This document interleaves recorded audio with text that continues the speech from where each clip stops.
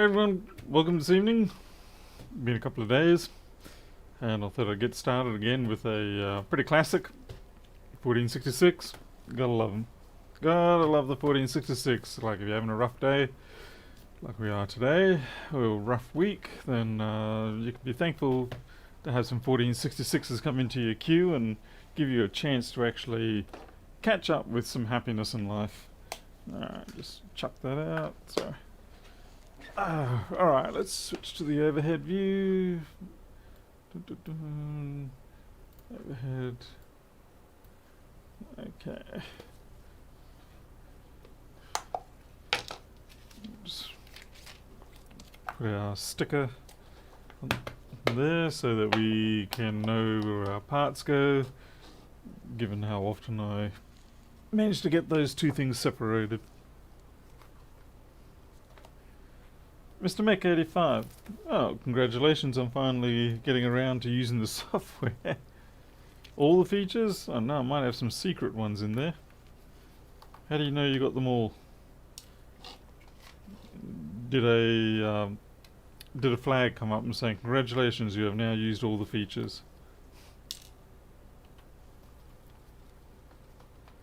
Sinclair, yeah, good to see you too. Now, a couple of you may have seen some notifications this evening or the last couple of hours about one of the cats that we take care of, and so I'll give you a quick rundown. Basically, there was a fuel, grass fuel, fire fuel sort of reduction burn that was performed in the property next to us, and unfortunately, a couple of our foster rehabilitation cats like to go over in the paddock because it's tall grass. They sleep there all day. It's, you know, there's no people, there's generally no dogs or anything like that, so you know it's peaceful over there. Anyway, so they burnt the paddock today, and it wasn't so much of a problem until the very last bit, because the two cats are resting fairly close to where our fence line is. And so the fire front was coming from the back of the paddock towards our house, and I was thinking, I haven't been able to get, I'm fairly sure they're in the grass, but I haven't been able to get their attention to get them to come out. But yeah, with the noise, the heat, the smell that a fire generally produces, and being cats, they should come running out as they sense that. Anyway, it was surprisingly close, and one of them, Simba, came bolting out, sure enough, and so that was great. He was scared, but, you know, he was okay. But the other one, Talia, she did not bolt out, and then where the trouble started is that for the final segment, just on the corner of the property, the person who was doing the lighting with like the little lightning, the fire wick and whatnot, they dragged the fire wick through the grass at the front of the property, and so the wind was behind it and blowing it back towards where the existing fire front was coming forwards. And effectively what happened is that boxed in Talia into the fire, and she managed to get out, thank God, but she had to run through literal fire, and she's got no whiskers, she's burned. You can't really see it in the video, but the back feet are burned, so we'll have to take her in tomorrow to the clinic and get some ointment and treatment and whatnot for that. But it's crazy because it shouldn't have happened like that, because essentially the people should have let that fire front progress naturally to the corner, which would have allowed all the animals, and I mean there are kangaroos, snakes, wallabies, all sorts of marsupials and everything else that live amongst all that grass. It would have given them a chance to actually get out. I mean, sure, they would have come out to sort of like our house area and a bit of other less densely grassed areas, but it would have given them a chance. But because this person put that fire front blowing back onto them, then I don't know what's happened. So I'm going to go over where it's all, well, the paddock is all burned. I'm going to go over to that section that they boxed in like that and see what poor critters didn't make it and I'll do that tomorrow. But it was one of those things where they were being impatient. They wanted to cut 5 minutes off their job, and they did that. They probably couldn't care less, and it actually had consequences. I mean, agreeably, look, for all the people who are saying the cat shouldn't be over there in the first place, I 100% agree with you. But these are wildling, we call them wildlings. They're D6, they're chipped, they are social with humans now, and we're just taking our time to actually finally get them to the point where we can enclose them into our property 24/7 without them freaking out. That's the trouble. You see, if you try to enclose them in too soon, all they're going to do is freak out, hurt themselves trying to get out of the enclosure, and often they will get out with their sort of adrenaline rush, and then you're never going to get them back. So we're trying to just progressively box them in, and so they're comfortable with being in the safety of the enclosure. Anyway, so that's the mess that we're dealing with. Thumbs down already? Ah, well, must have been the person who lit the fire. What's really strange, though, I was talking to Jim about this. Jim is a rural fire service person, so he knows a lot about this stuff. Is that it seems like that property was specifically picked out to be burned off. I thought it was going to be just part of the normal winter backburning sort of fuel reduction system, but Jim pointed me out to the site where they show you the different permits for the burn off, and it's the only one in my area, so it's not actually part of the normal winter burn off. So I'm kind of curious as to who requested it and for what reason they requested it, and I have my suspicions, but yeah, it's better to have some evidence than just suspicions. Anyway, by the way, this 1466 has no backlight apparently. I know we're off topic a bit, but I'm a little bit ragey, as you can imagine.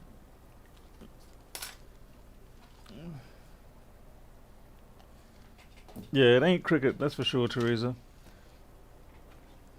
Like I said, they just had to wait 5 minutes for that front to come back. It wasn't far behind. It was, it was, even though the wind was pushing against it, it was still making progress. But I just saw the guy, too late, driving down with his little 4x4 quad bike, whatever, just dragging the fire wick through, and I was like, you gotta be kidding me. I said, you're just closing the door on those animals now. There were at least, I'm pretty sure there was two, but I know there was definitely one kangaroo amongst all that. Let's see. Right, we get the...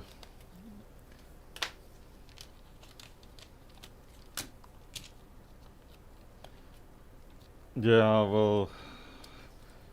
Yeah, I've got my rage. I'm just trying to contain it so that I don't destroy this job.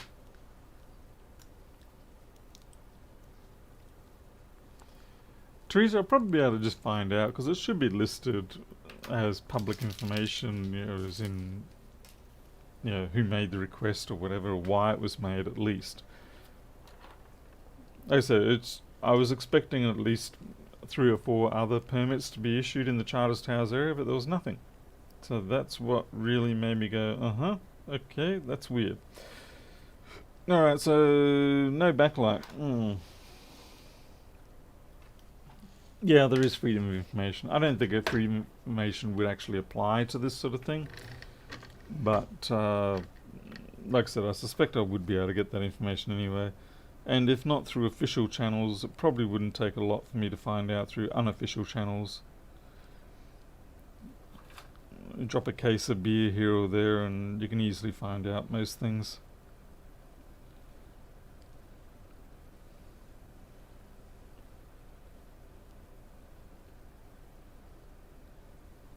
The board looks pretty good. Obviously it's a 3437, which you can tell because this JTAG thing is a wide version compared to the short one of the 165. No indications of liquid on the top side, so we're just going to take this board out. It's easier for us to just take it out with the 1466s because they are a relatively simple board to work on. So there's not much point just running around trying to diagnose everything, especially considering most cases, regardless of what the cause is, you're going to have to take the board out.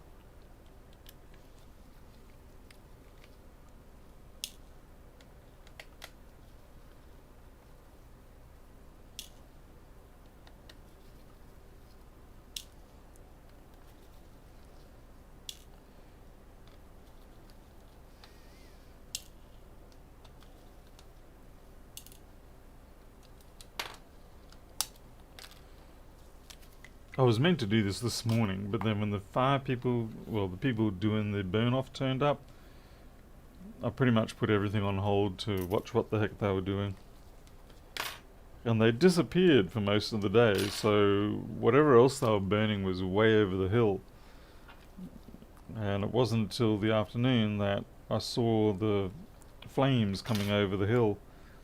And that's when I really dropped everything and just stood there watching the fence.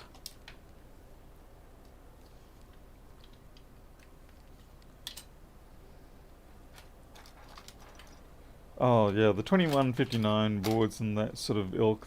What's the one that's got all of the... It's probably got like 7 or 8 of the flexes. And it's just like, really? Why so many?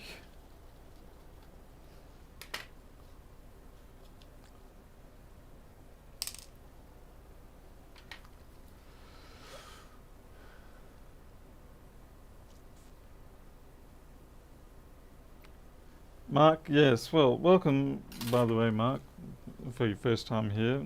Like I said, fortunately for me with the cats, it seems to have been a good story, but I am genuinely worried about the wildlife because people who do know me know that I rescue pretty much everything I can get my hands on if it's in any sort of trouble. Everything from snakes to wallabies to birds, you know. If it's injured, needs help, I rescue it. Even to the point of putting my life at risk, although admittingly I wasn't aware of it. But I rescued a fruit bat back in 2001, or yeah. And I didn't realise at that time, because I'd been overseas, I didn't realise that the Australian fruit bats carry the lyssavirus, which is basically rabies. I had to go get a whole bunch of shots to prevent me from having a melted brain 6 to 8 weeks later. That was not pleasant, but it was better than having a melted brain.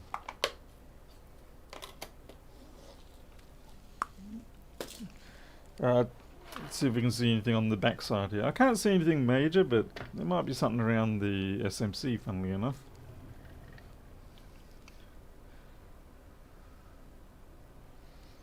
Yeah, Barry, I'm kind of hoping the lesson might stick. Don't have the greatest of hopes, but kind of hoping. Yeah, maybe now they will be... Oh yeah, there's our corrosion right there. Bam. Smoking gun. Yeah, maybe now they will appreciate the safety of the enclosed areas that we have. And it's not like the enclosure area that we have is small by any means. It's got plenty of trees, lots of interesting things. It's just not as big as a 5-acre paddock, but you know, it's still good. And you get food, shelter, warmth, pats. Yeah, Miles, I decided to go for the needles rather than the melted brain.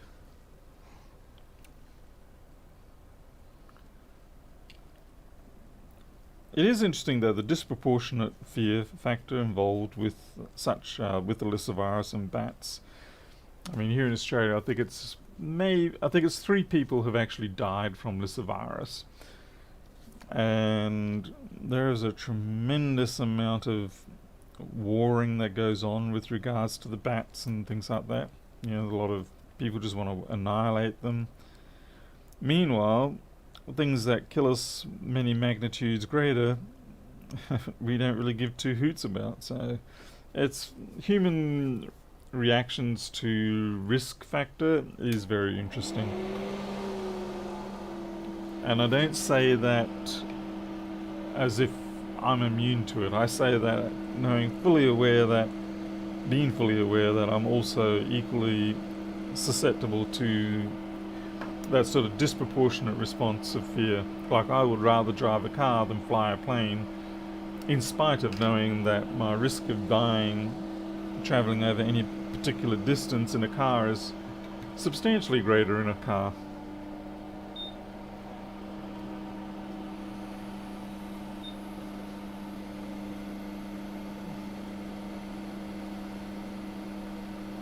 And also NZ Sachira, the other problem is that the bats are actually substantial pollinators around here. So without the bats, a lot of the crops would fail. A lot of the fruit crops would fail.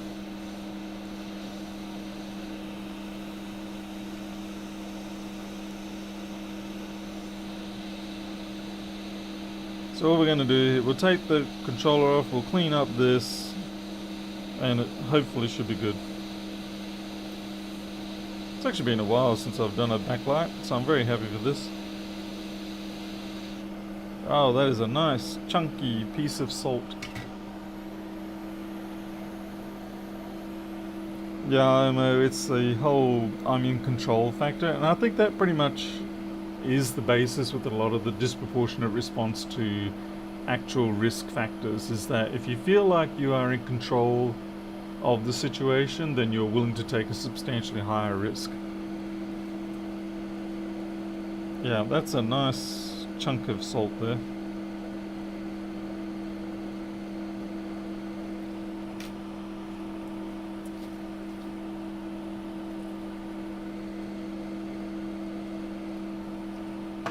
Well, Travis, if you look up fruit bat, Australian or Queensland fruit bat, or flying fox rather, look up flying fox. They're actually quite cute. They do really look like little dogs.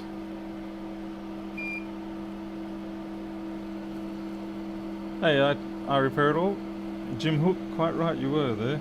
Well, you are rather, not were. It's not like history changed yet. There's one very messed up backlight section. I actually probably should run some water over that.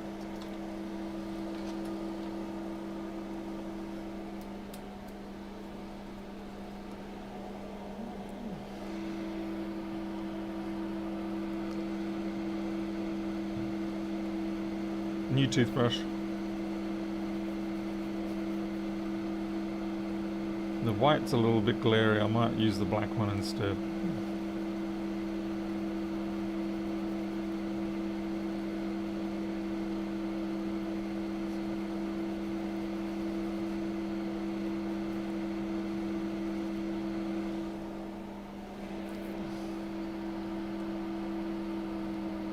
TriStar on a Mac. Well, this is not far off being the TriStar of Mac repairs. Some might argue that the SMC is actually the TriStar of Mac repairs. That is a stubborn piece of whatever it is. Just trying to get it to dissolve, but it really doesn't want to. Alright, it's going to have to come off the difficult way.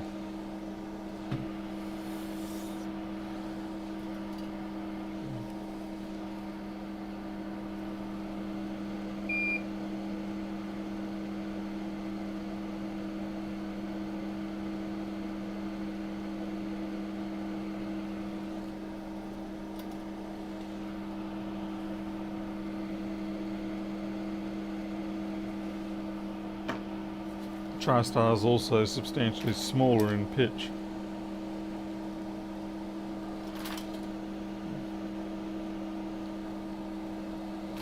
But I think when we talk about the TriStar of MacBooks as such, it's more a case of the fact that it's one of those chips you just very routinely replace.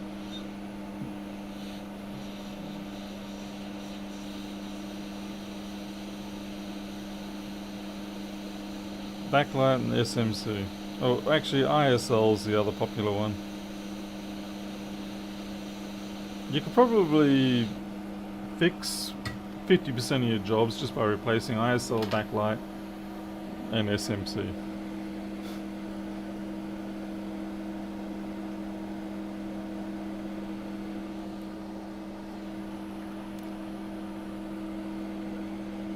There's a little bit of corrosion on that inner pad, just want to get that off. There we go. Those two pads are joined, so it's okay. But that's nice and clean there. Thomas, yes, that's a good example as well. Yeah, because you get all the reports about the blood clot situation, and of course, people go running for the hills, and I can respect that because even myself, I sort of like have that twinge of like, I don't know. Even though rationally, mathematically, you know that it is not the situation. People are going to be wondering why the hell am I even looking for a backlight chip. The reason is... I missed it, that one's almost up. The reason is that even though I can get the TPS or backlight chip from Element 14 or whatever my suppliers, they are programmed differently, and you can reprogram them so that they have the the level transitions smooth how you want them, but I'm too lazy. For me, it's just quicker to take a chip off another board, and the upside is that it becomes leaded solder balls, and I get a bit more practice with doing reballing. Ted, no, I haven't got my cameras fixed. I am using all USB at this point. It'll probably be another month or two before I have the money that I want. I mean, when I say that, look, understand that I do have money, but I haven't allocated my existing money to getting a HDMI capture card, and I don't want to dig into my existing money supply for something that isn't actually already scheduled to be using it. I'm trying to be a responsible human being, for goodness sake.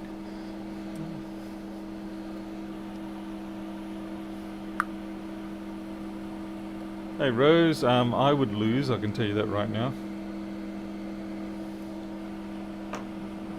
I'll just become one of those commentators that had a slightly successful career but didn't really make it all the way, so they just retire and become commentators. Yeah, kind of like in sport.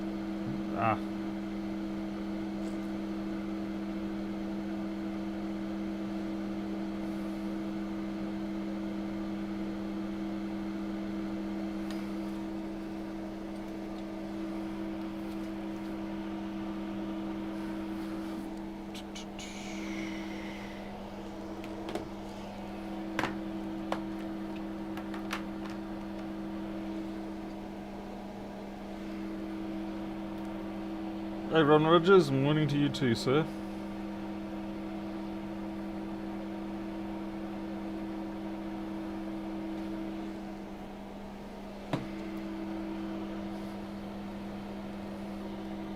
Brundle in F1, yeah, things like that, yep.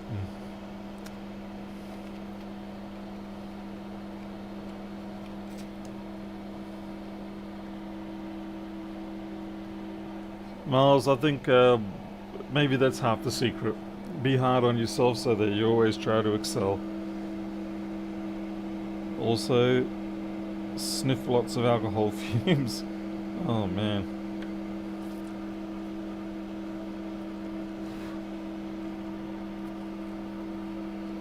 Hey Nikita Net, yes, we are back on 2004 LTS because 2104 royally did us over.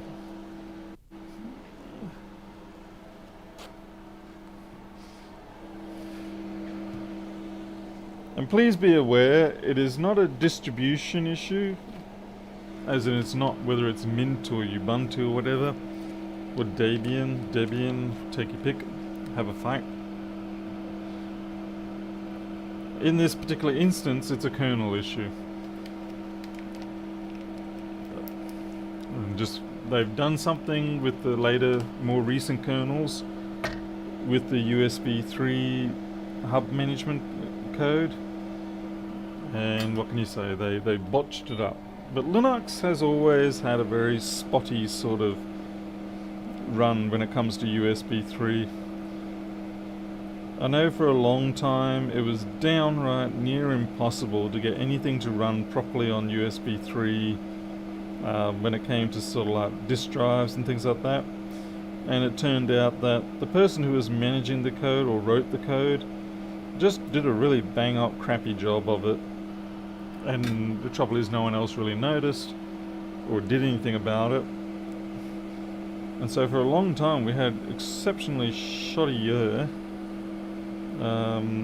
USB 3 support in Linux, and it's still pretty suckful if you ask me. Oh, there we go, sorry.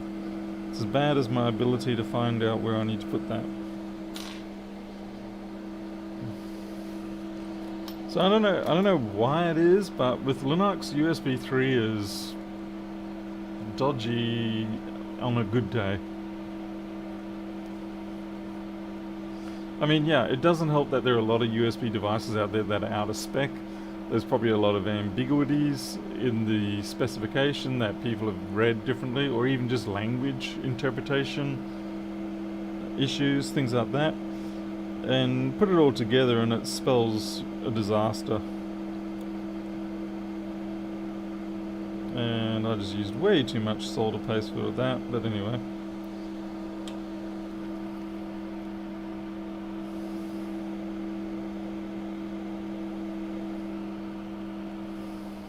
But apparently this issue is to do with multiple USB 3 hubs or controllers on a board. And of course this machine has a couple, because I've got a lot of devices.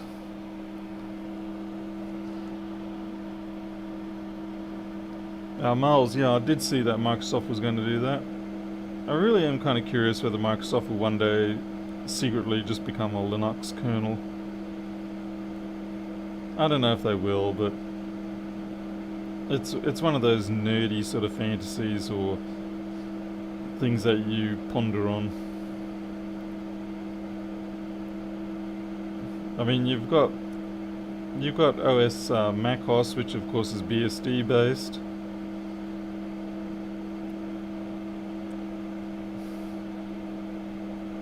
It seems that the whole Unix sort of system generally isn't a bad fit for a lot of the things we do.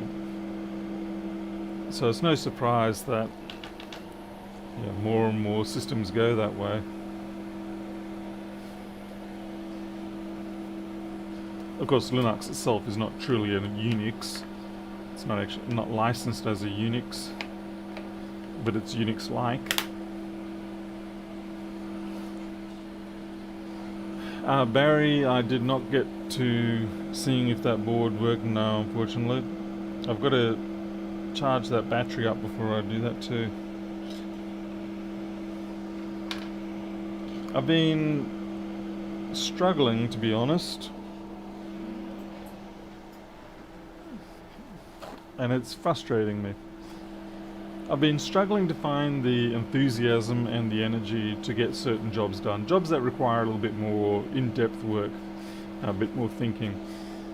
It seems that with all the effort that was required to get to the point where I am now in terms of finally getting the house and just everything that led up to it, plus some other events that have happened earlier this year, which a few of you will know about. I've gotten to the point where I'm basically now exhausted, which is terrible because I'm finally at the point where I've got the room and I don't have the interruptions in the house, but I am psychologically exhausted from all the effort that was required to get me to this point, and I can't really afford to take any time off. So it's a bit of a balancing situation. And I'm hoping that I get a couple more things done on the house, another room or two sorted out well enough, and I will, yeah, hoping I will be able to return to prior performance.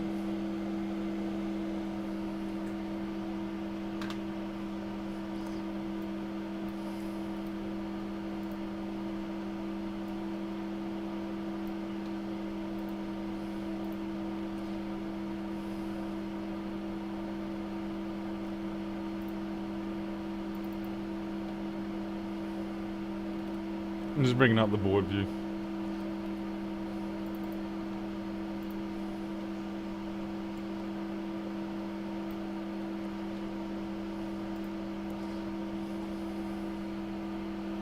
At this point, the kittens are sometimes more of a stress inducer than a helper.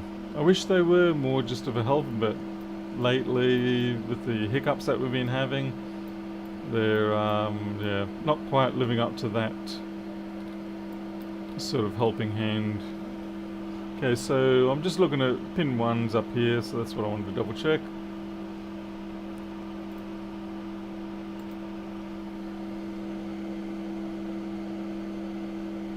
What would be really helpful is if I knew where pin 1, there it is there.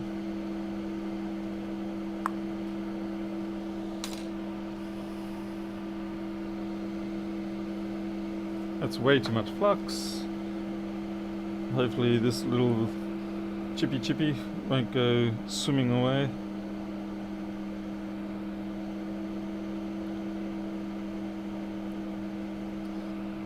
Actually looks like there's a little bit of salt left down there. Either that or it's scalpel marks. I think they're scalpel marks. Okay.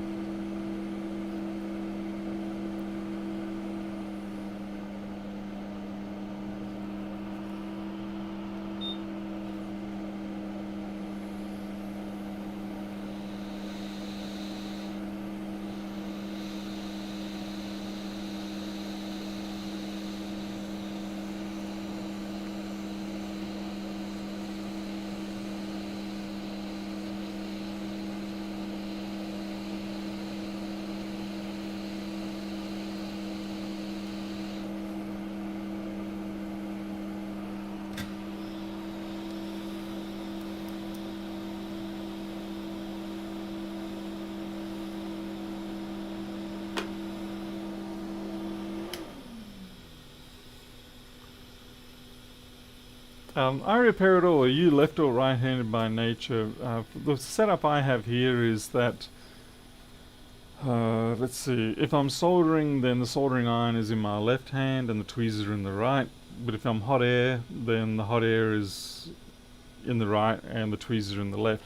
Mostly because I like to have whatever requires the most delicate process as a left-handed to be in the left hand. So when you're soldering, it's usually the tip of the iron that you need to control the most. Whereas with hot air, it's usually the tweezers that you need to control the most.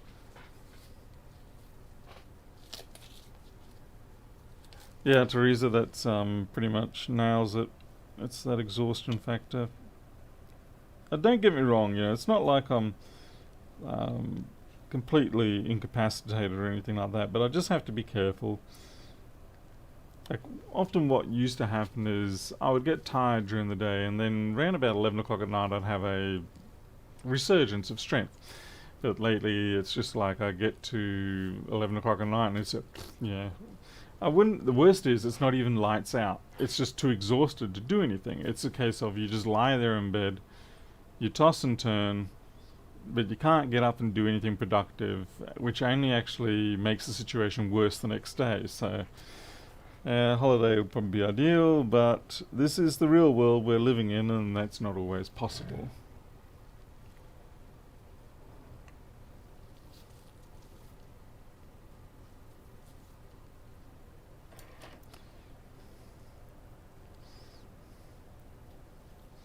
Alright, so here we go with that one.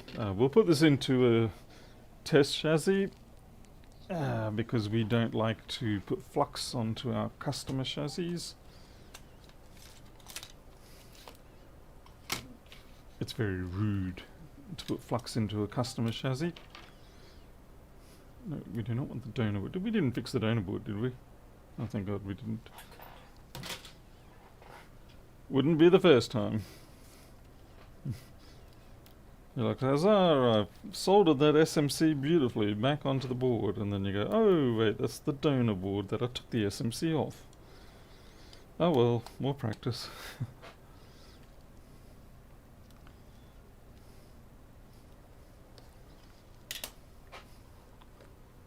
Hey, Warren Stamps. Welcome.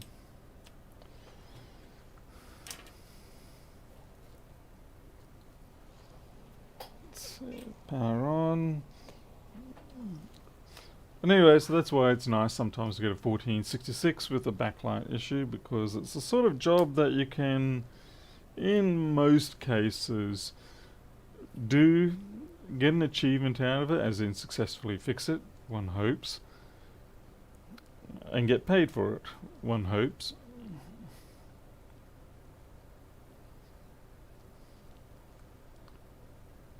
Okay, 34:37, so it's got to go stop, start, stop, start. What are we stuck at? We're at 2:39 and not going anywhere? That's a little weird.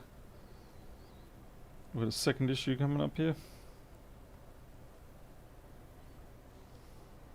Yeah, 2:36, 2:39, that's not right.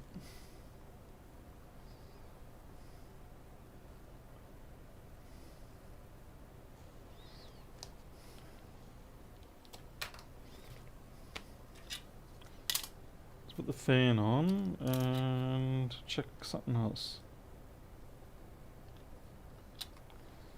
It's quite possible we have corrosion elsewhere.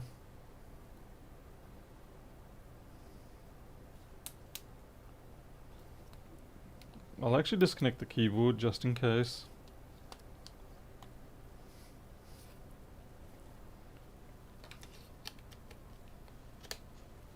And I will plug a chipmunk in just to have a look.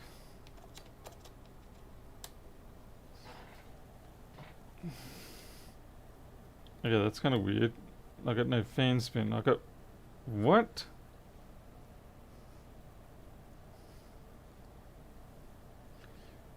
No, something big has happened here. Anyway, that'll teach me for thinking that I was going to have an easy backlight.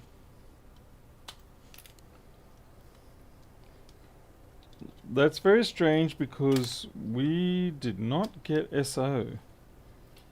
Well, we didn't get a fan spin even though that was coming up. That's actually a little bit concerning. Alright, let me try another MagSafe. Sometimes you just have a bad test board or something like that. You don't want to go chasing unicorns down rabbit holes.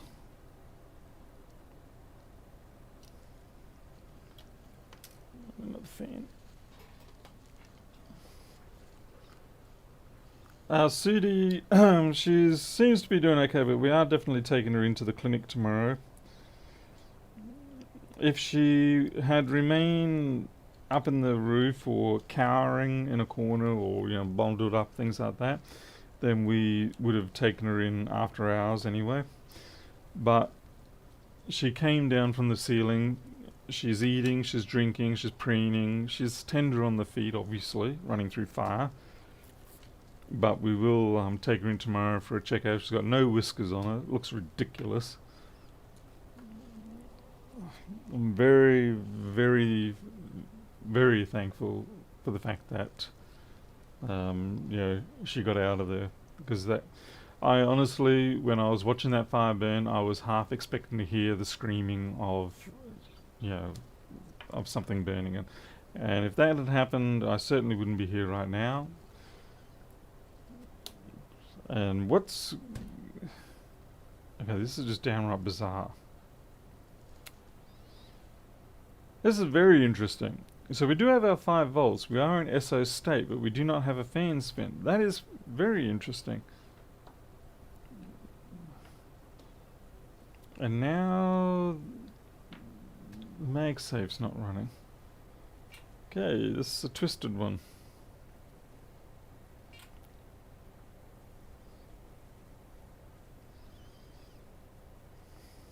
And that's a different fan, by the way.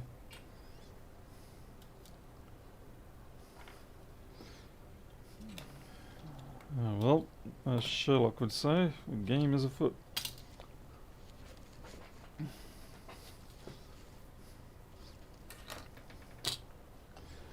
I'm going to say it's something more than corrosion in the connector because of the fact that the current sits at 239 the whole time, which is not very normal. So we're going to have a look for some more corrosion since we did have that rather saltiness under the backlight. Chances are we may have some more elsewhere. I kind of broke my rule here. I didn't go over the rest of the board. Or did I? I feel like I might not have. At least not with a great deal of intensity.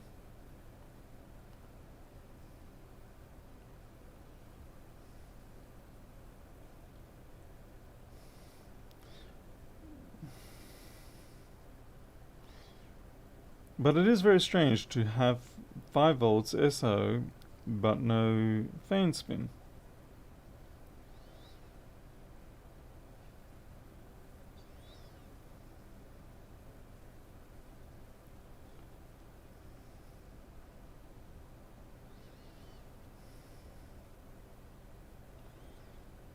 Could be SMC issue, since that is in relative proximity of where the corrosion was.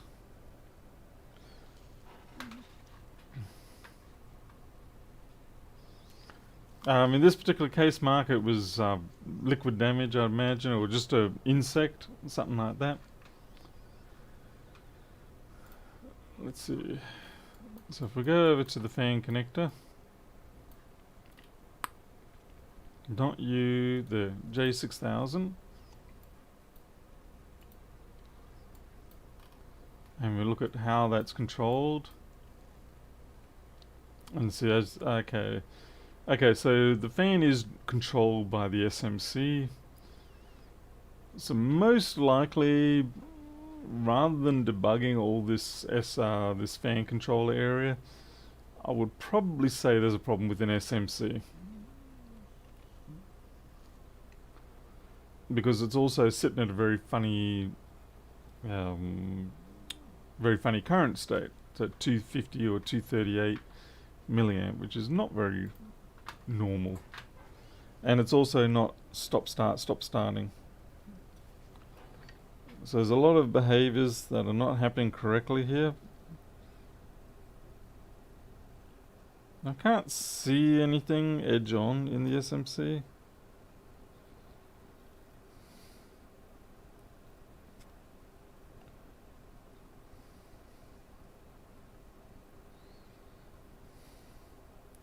And even if the fan connector was corroded, it shouldn't cause the system to not go through the sequence at the start.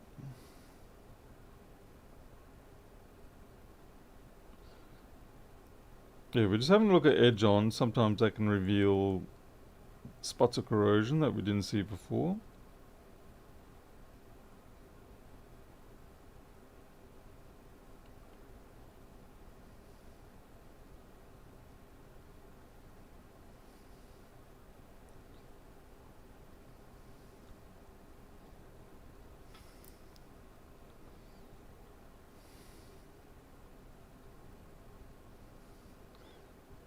Would have been funny if it was the JTAG.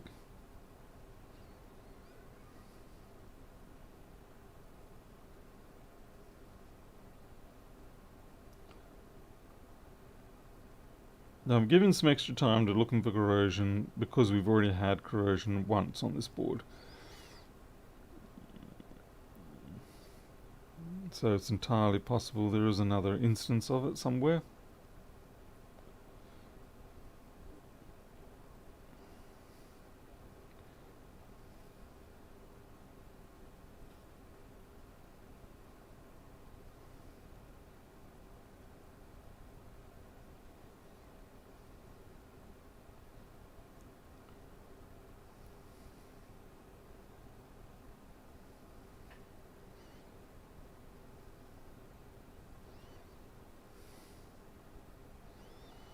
Is that corrosion or is that dust?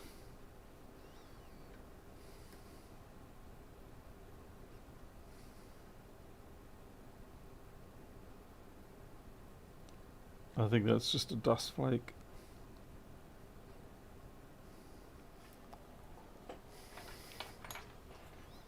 Mark Bianco, sorry I didn't see your contribution there.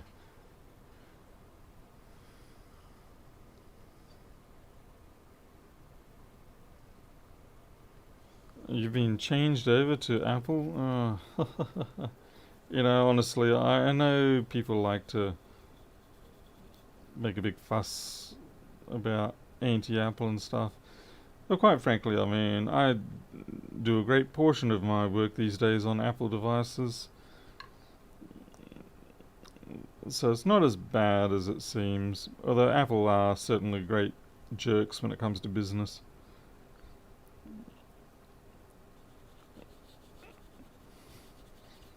You gotta remember, Microsoft used to be also great jerks. They still could be. But thank you very much for the contribution. I'll go to the vet for use tomorrow. Getting Talia sorted out. Alright, I think it's time I measure to see if I've got 342 and 1256.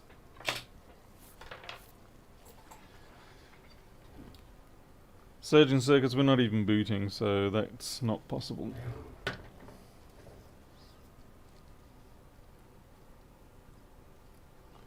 Blame it on those purple shiny things. Which, you mean those glass diode type things, or glass MOSFET packages? I do rather hate them. This might be, this is a dodgy one too, I think. Let me just double check that I haven't got another dodgy DCM board.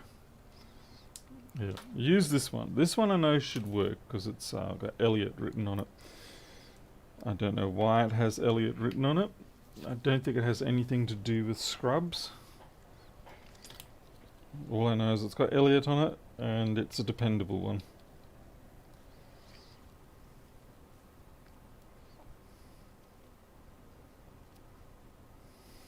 Was that one slid under the chip? Oh, you're talking about the glitter things. Are you? They're mostly plastic as far as I know. Anyway, let's see how we go now. And it helps if you turn on the power pull.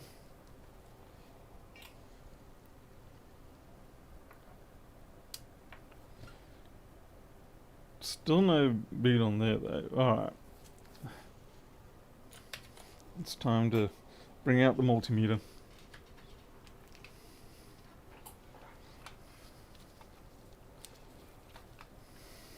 Theoretically, we should be all okay. 342 is smack on correct. And we've got 8.6. Well, yummy steak usually... Okay, look, I admit that is a bit more of a assumption than a fact. But usually you don't get the 5 volt on the USB power output until you're on SO state. Alright. Well, SMC must be alive. That's really quirky. We might be missing another SO rail.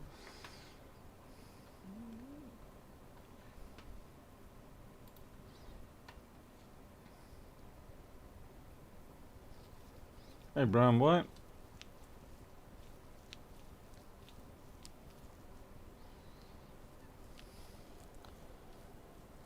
Interestingly, the current is jumping around now.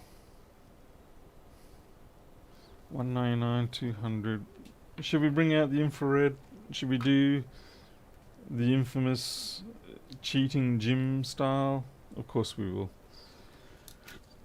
The trouble is I actually don't know if I've got the infrared camera set up for this new computer setup. Oh my god, my ankle. Because remember, everything got reset.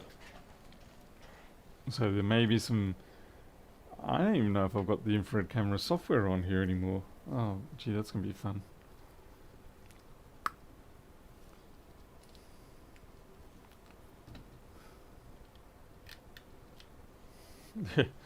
I got to see if I've got the software still.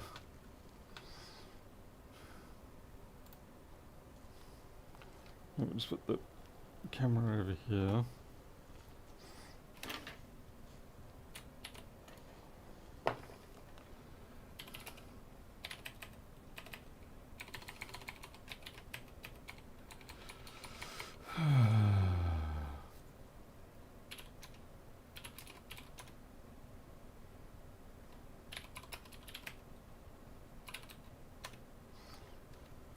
IR view, okay. Well, maybe it is. Let's see.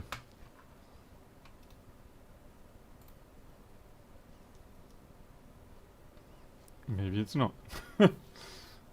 Okay.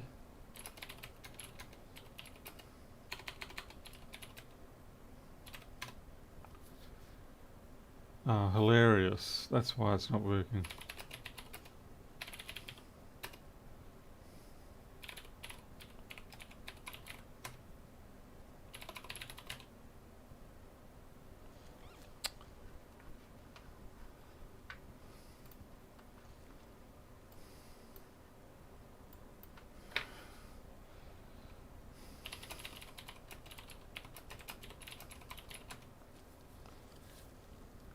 That's what we want.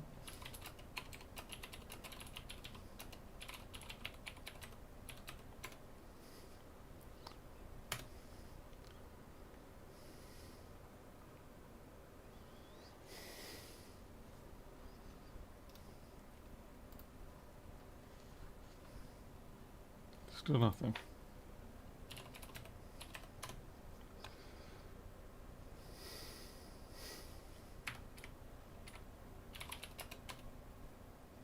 Hey, that's what we needed. Even though none of you can see that.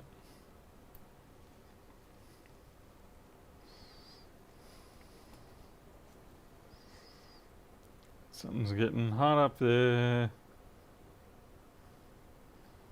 Let's fix the offset.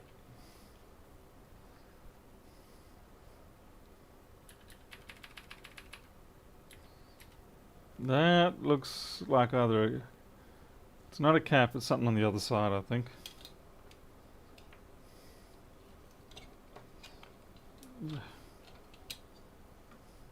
Yep. Something itty bitty down there. Okay, it's a little sensor of some sort. Okay.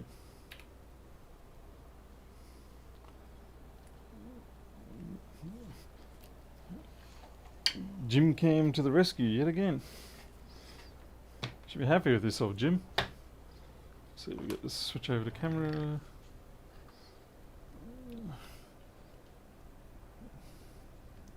A little cap down there, I think.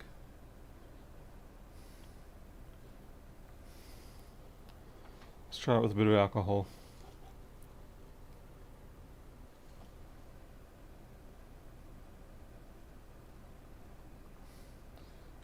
And yeah, I can see corrosion under there, I think. Okay,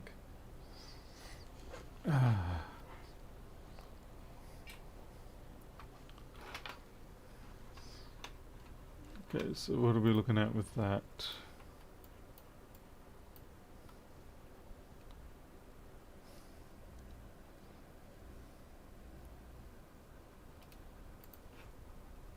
U8088. Oh, there we go. Well, alright.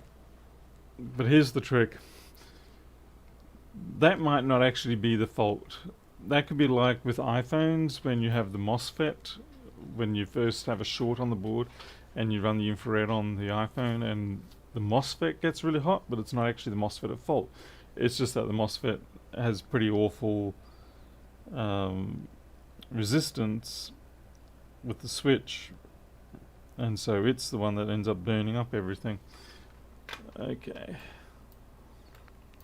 So what we're going to do is we will measure we'll take it off and see. Well, no, we'll measure to see if we've got a short around here somewhere. Let's see, pin 5.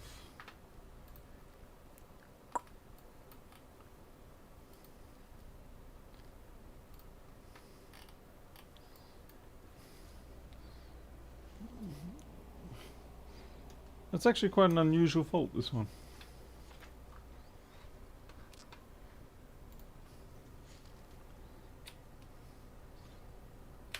Continuity mode. Well, first I want to see whether I am dealing with a short or whether I'm dealing with just a bad part.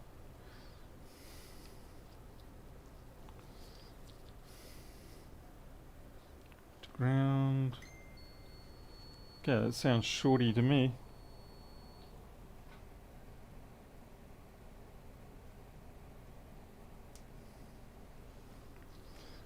Yeah, okay, so this is definitely shorted there. So we will take the part off and see which side it's on. It's most likely going to be on that output side, of course. But it's not a guarantee. It's pretty close to it, but...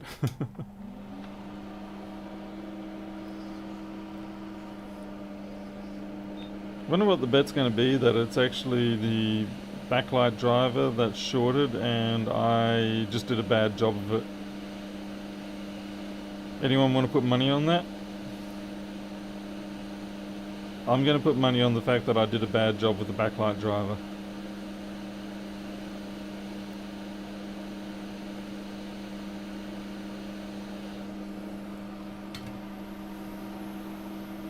Hey Pedro, yeah, she's doing okay.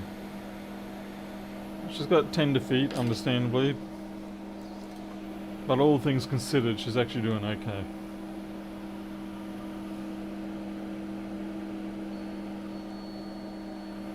Yeah. Mm-hmm.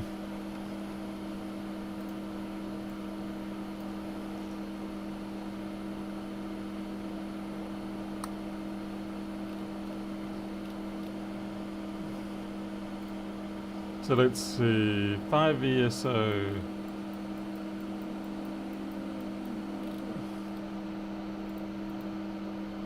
Let's see if we've got a 5 ESO. There we go. Yep. Okay, I'm betting we've got a problem on the backlight driver.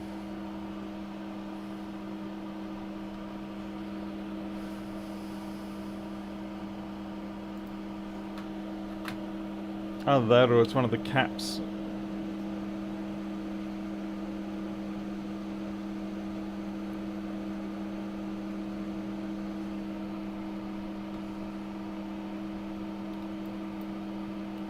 So we've got the two caps there. That is a hair, by the way, not a crack. So I'm going to rotate those two caps off, and if the short's still there, then I'm going to say I stuffed up the chip. Don't get me going on about the exchange rate. I mean, really, come on. How long do they want the Australian dollar up so high for? What is going wrong with the Americans? You Americans need to sort your stuff out and get that American dollar strong again. Ah, just knocked that chip.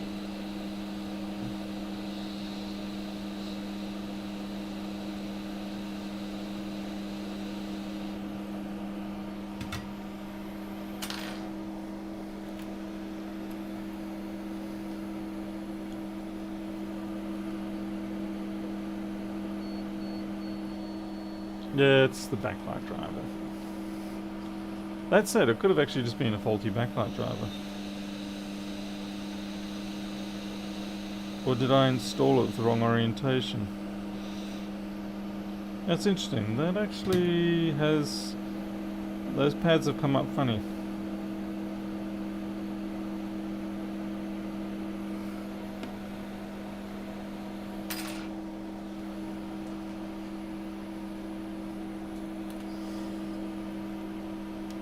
Well, Tony, at least the Australian dollar could do well to take a dive.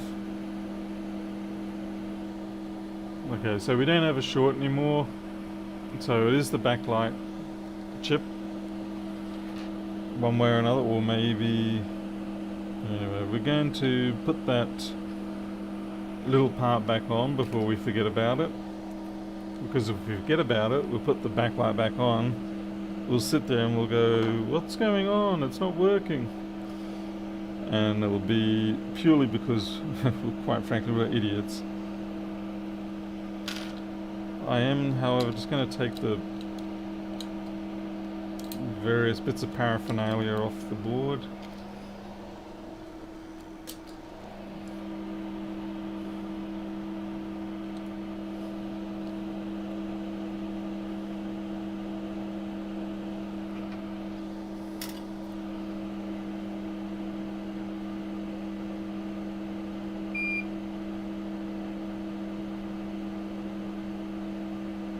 I don't think it's going to matter who's in government, honestly. It's really more of a corporate play these days. It doesn't have a lot to do with government. I mean, in Australia, China would be doing their very best to make sure that they get the most iron ore per dollar.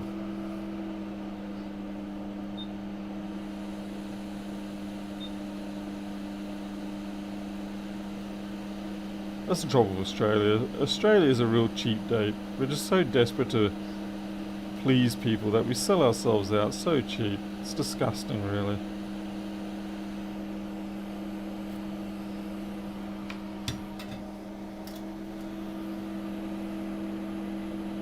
I mean, sure, you do that when you're young, dumb and desperate. I should know, I was there once. But at some point you learn to value yourself.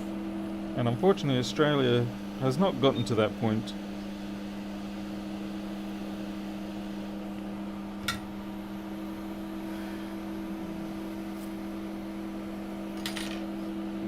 Alright, so let's have a look at these backlight pads.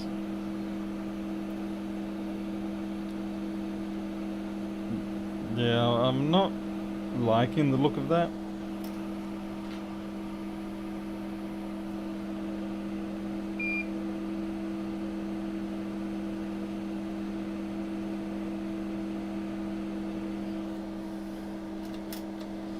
Just going to make sure that those pads are not going to ground.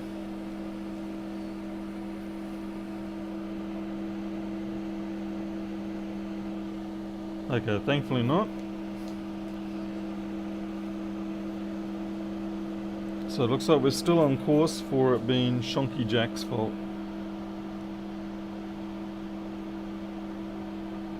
Yeah, Miles, that's quite true. Yeah, it's one of those very frustrating dualities. And in the end, yeah, no one wins.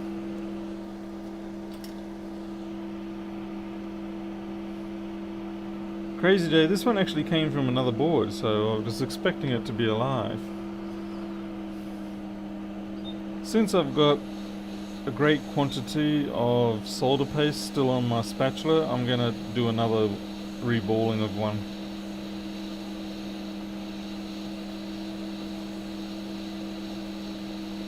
All I can imagine is I just somehow effed it up.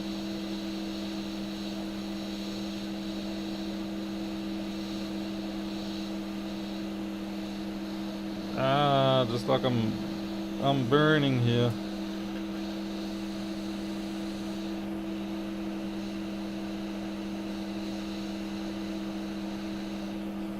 All these freaking hair filaments don't help, or whatever they are.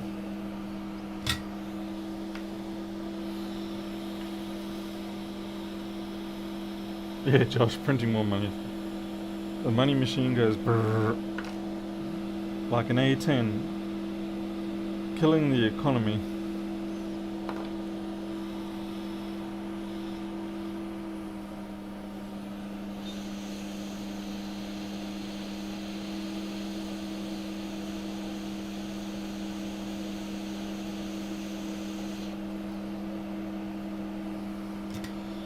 Okay, let's grab ourselves another one. Not like I got a shortage of them.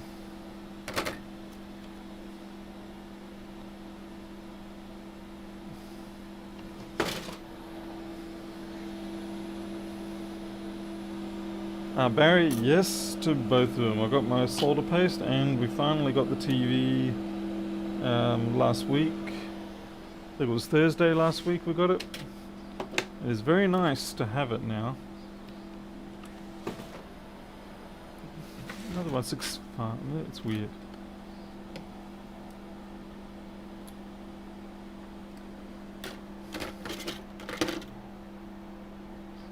How is it when I'm after a 3437 I end up with 165s and vice versa? It is uncanny to say the absolute least. Extraordinarily uncanny. 'Tis like the universe seeks to make my day as unpleasant as possible. I realise that there's no real difference with the backlight drivers between them, but I'm just merely, oh dear God, no, you've been puked on by a horrible acid baby. And the joke continues.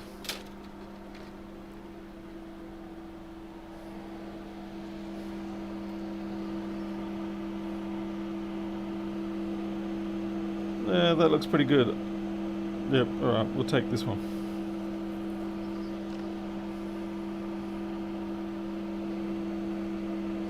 Interestingly enough, with the new TV, we're not watching it that much yet.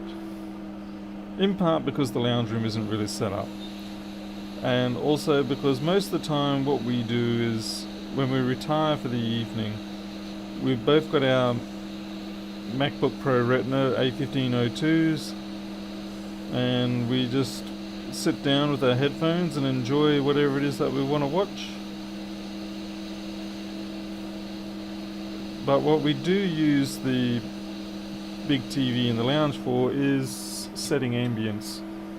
So like, you know, we can have something going on in the background. In fact, the cats watch the TV more. We put the various bird or chipmunk type shows on for the cats and they love it. Milo especially. He's really into those videos with the birds and the chipmunks or squirrels, whatever they are. Damaros, hello, welcome, and thank you. Another 1,000, eh? You're just full of cash, aren't you? Thank you very much. That will go to the vet bill tomorrow for Talia. I'm kind of half mad at Talia too, because, I mean, she can be extraordinarily stupid.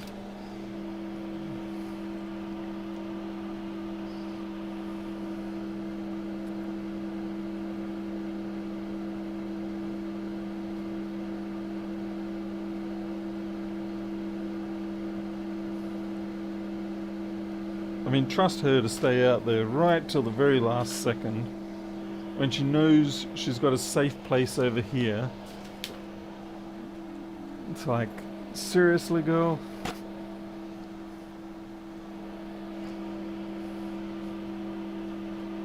Nuts and proud, your dog sits in front of the TV if there is a fire video. That is kind of weird. Do you live in a cold environment? So if so, I suppose he just sort of equates it to some sort of warmth. And yeah, I mean, with big TVs there is a small amount of warmth that comes off them. So he's probably like, yeah, this fire kind of sucks, but you know, if I sit close enough to it, it's probably alright.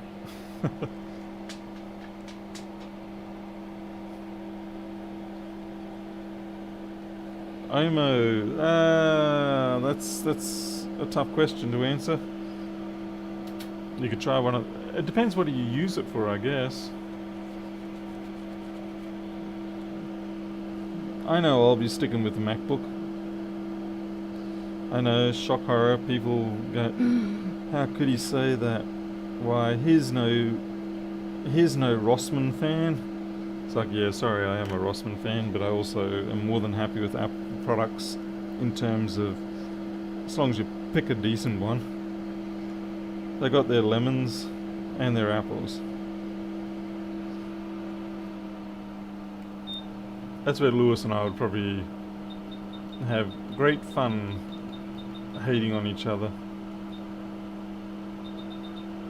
I'd call him an extremist who's just simply trying to get a rise out of angry mobs, and he'd tell me I'm being blind and stupid and not seeing the bondage that Apple has put me within. And yeah, we'd go on like that for a while.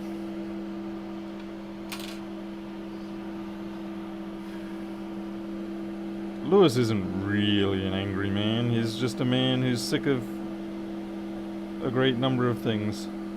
But I wouldn't call him an angry man. An angry man generally isn't as rational and doesn't put as much effort into thinking out what they're doing.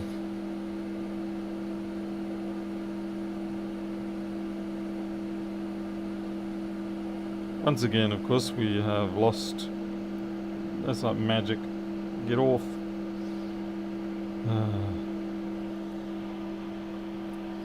Lewis is half Italian and he's half German as well, so that's an interesting combination.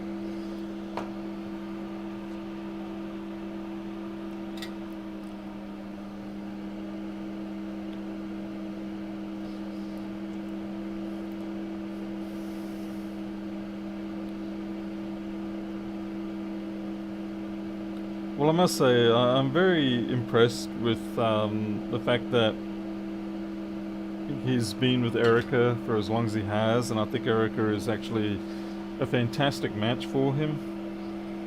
They seem to work, they seem to understand each other's way of talking. Because I know for a lot of people, if you listen to the way that Lewis talks back on certain things, that would, under normal circumstances, in my opinion anyway, lead to some fairly serious arguments between partners. But Erica understands him and basically, well, pretty much just tells him he's full of crap. But no, it's great. They get along really nicely. And I hope it lasts. You never can tell with these things. But whatever happens, happens. But it's certainly brought out an interesting side to Lewis. I mean, after all, she's a MacBook user. Isn't that amazing?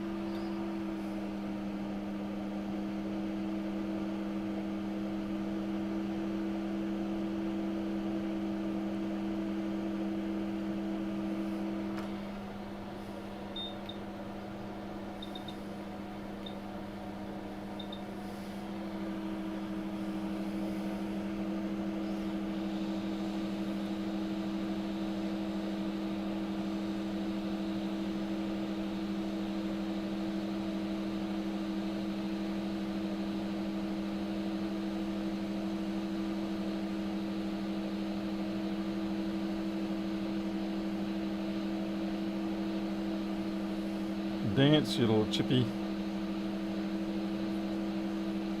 Yeah, there you go.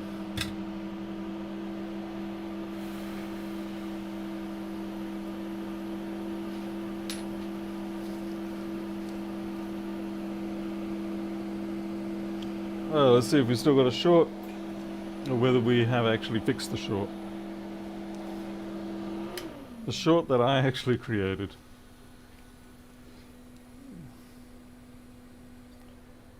Alright, no more short, so that's good. Steve K, I'm almost certain it was right the last time, and if it wasn't my fault. I'm absolutely sure I could blame someone here for perhaps distracting me at the inappropriate time, causing me to orientate the chip incorrectly. Either that or it was a fake pin 1 marker.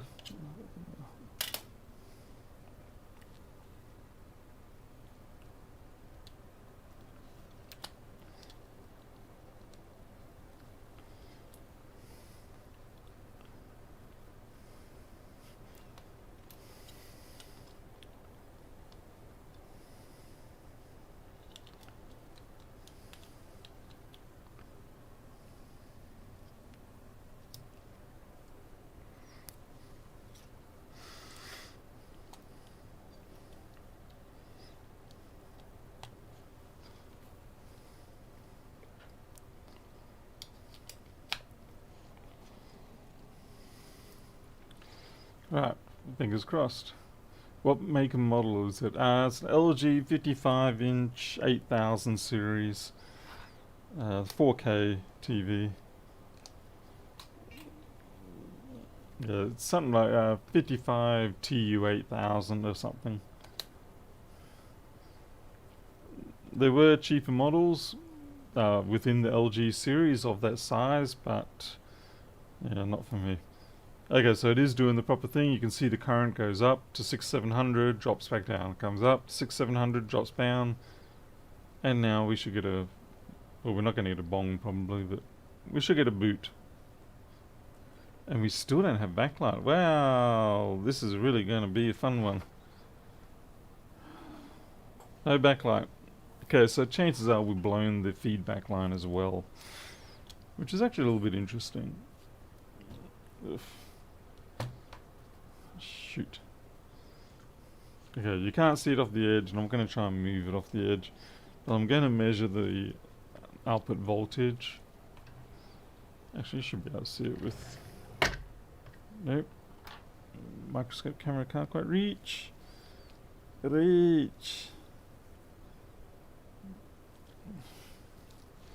And help if I didn't put it on continuity mode too. Thankfully I didn't measure it. Okay, 8 volts, we're not boosting, so that's probably the feedback line.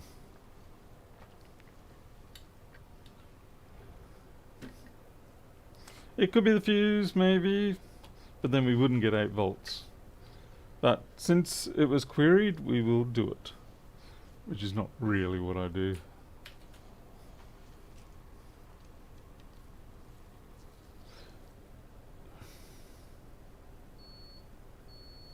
Fuse is fine. If we had 0 volts, that would be a possible fuse situation, but 8 volts is typically no feedback. Because it's not boosting, it's like, well, I don't know what to boost to, so you can have the 8 volts, but I'm not taking it any higher than that, buddy.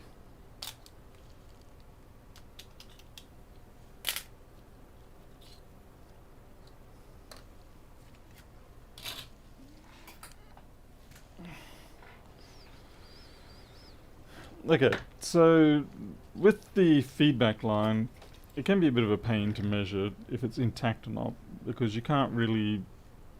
The two sides you want, they're on opposite sides of the board. But what you can do is you can just take diode mode of one side and then compare it to diode mode of the other side. So you go diode mode, well, let's see, this point here. And that's actually really annoying because that's pretty much dead set frickin' short. What's going on here? We've got a shorted output. Yeah, that's not good. But we had 8 volts, that doesn't make any sense. What is going on here?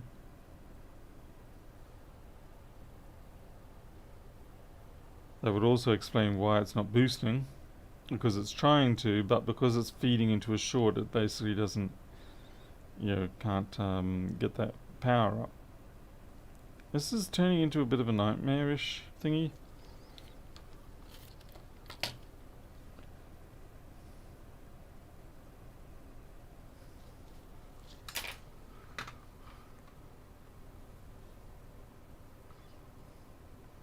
Surging circuits, it is not the fuse. We measured the fuse is fine. No, instead we have something like a bizarro short on the output.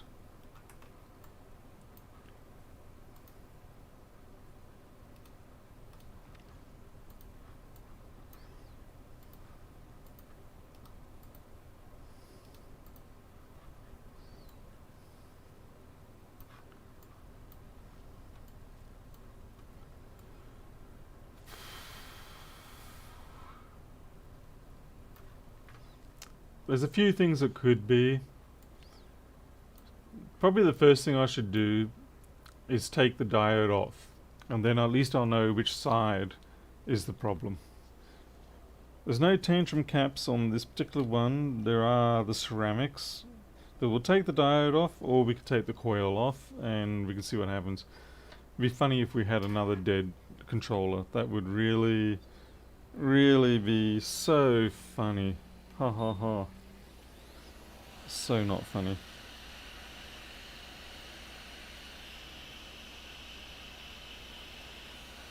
Damn it, surging circuits are...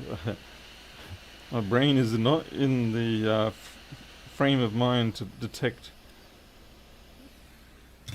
such things right now. Damn you. Alright. Alright, so it's on the output side. So that kind of makes me happier. I think, wait, no, that's the input side. Damn it. No, it's the output side. You're an idiot, Paul. Excuse me as I just abuse myself mentally. Okay, so that leaves us with the connector, the caps. Yeah, that's pretty much it. Let's have a look at the connector edge on.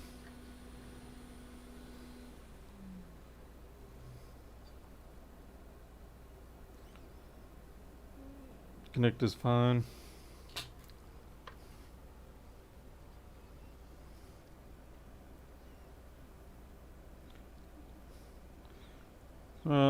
Let's just start taking parts off. I could put power through it to have a look, but honestly it's going to be quicker for me to just rip off the very few capacitors that are nearby and see which one's upset.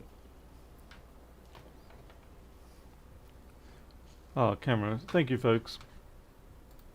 There you go.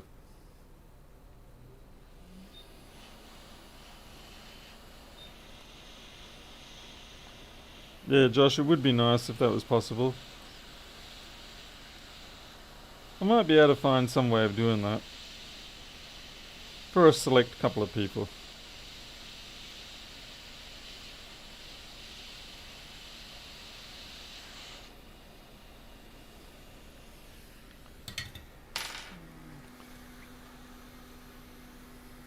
Teresa?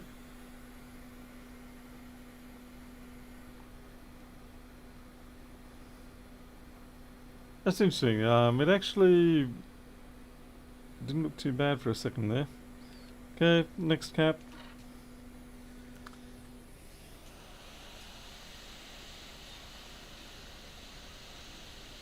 Like I said, we could still have the nightmare whereby it's shorted internally. Now, that would really be unfortunate. And I'm kind of fearing it might be that.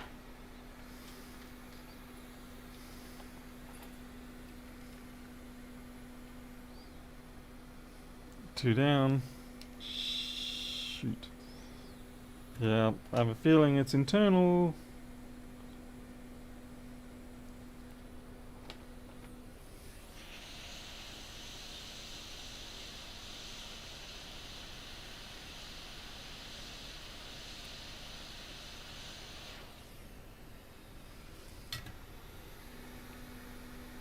Yeah, your mistake. That will be that cap there.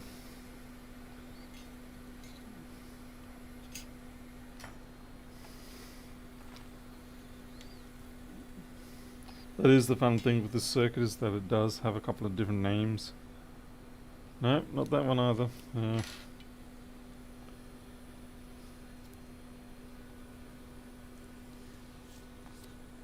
Except third time wasn't the charm. Maybe you have to say that 3 times for it to be the charm, that it's the third time's the charm.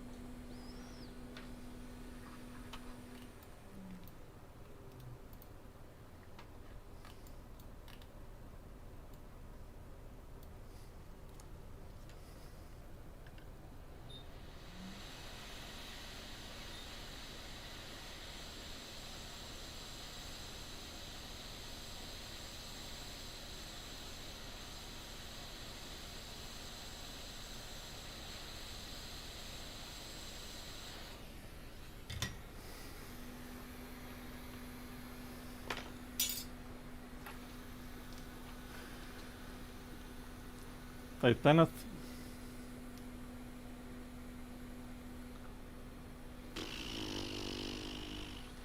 This is not good. This is not good.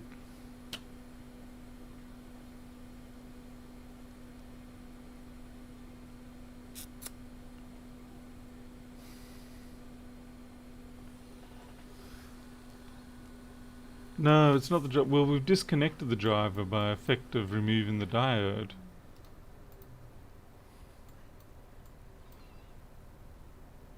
Oh, actually, no. Still the feedback line can be the cause in the problem. God damn it. Yeah. Damn feedback line.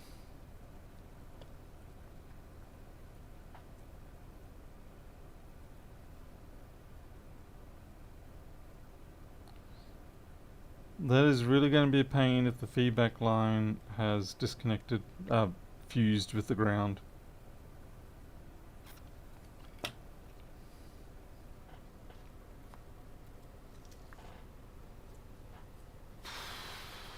Well, yeah, we haven't not fixed it yet.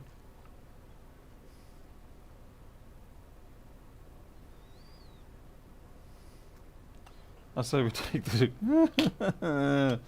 Alright, we're going to take the driver off again. Oh my goodness. Well, let this be a lesson to everybody who thinks that you should have fixed price discounted repairs for supposedly simple jobs like a backlight driver. Let this be an indication of the fact that when you do that, you will still get these scenarios.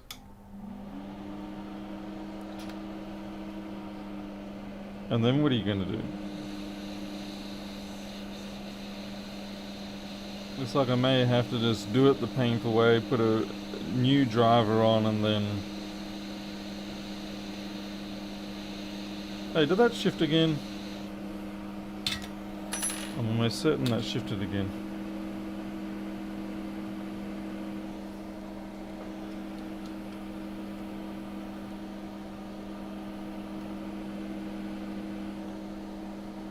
It may have shifted, but it's still ground.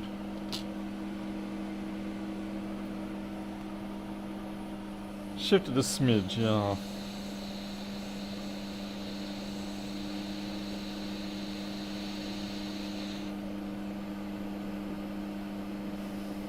But again, I don't see a problem there.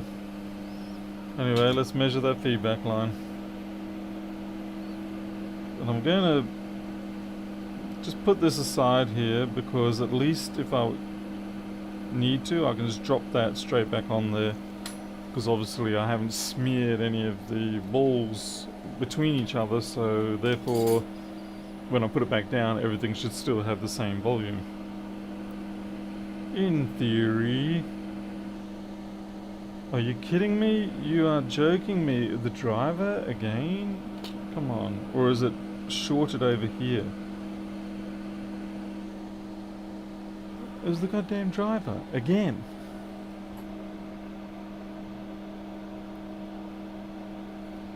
Clearly I suck at reballing.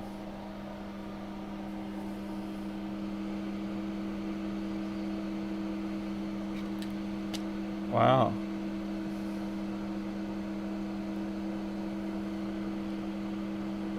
What are the chances of pulling two bad chips?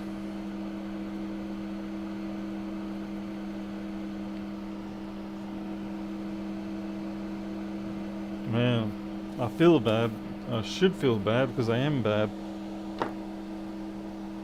Alright. Hey Firkin. Oh well. Still not as bad as watching Lewis try to do an SMC reball. That video continues to make me laugh all these years later.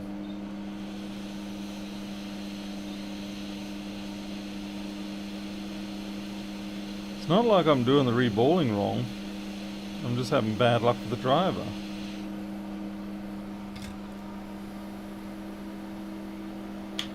Steve, that is a possibility, although the failure mode has been different twice now.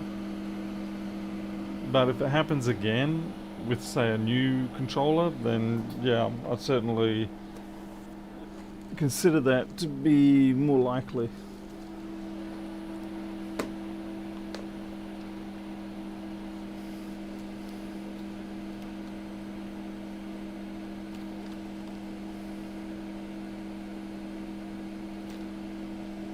Okay, I've just got to go through my box of goodies and find these backlight drivers.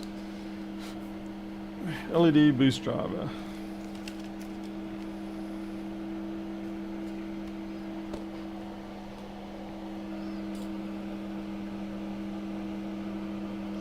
So the only trouble with these is, as I said, they give a stepped transition rather than a smooth transition.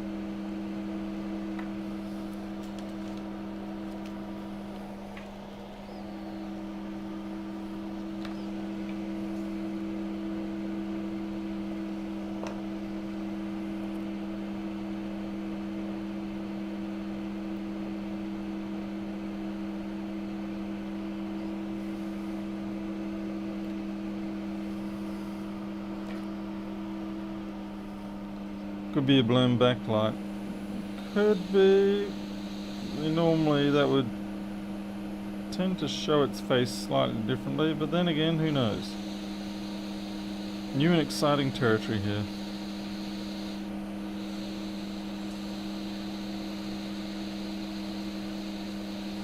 I will test it though before I power it up again.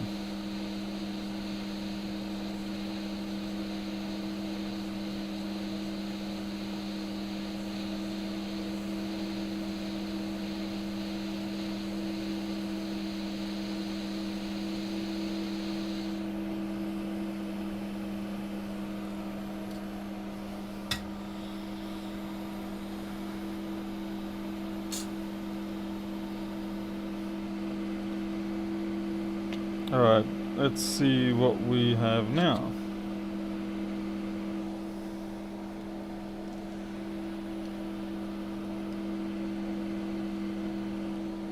So that's far more respectable, 0.55, that's what you'd expect.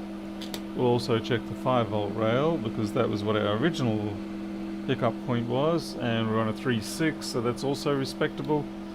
So far the two failure points that we had before are no longer present, and I have the joyous task of attaching all the capacitors that were perfectly fine.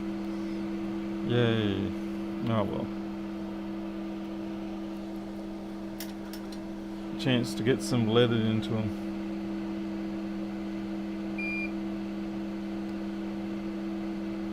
Yeah, let me solder like I'm doing a GPU resistor change.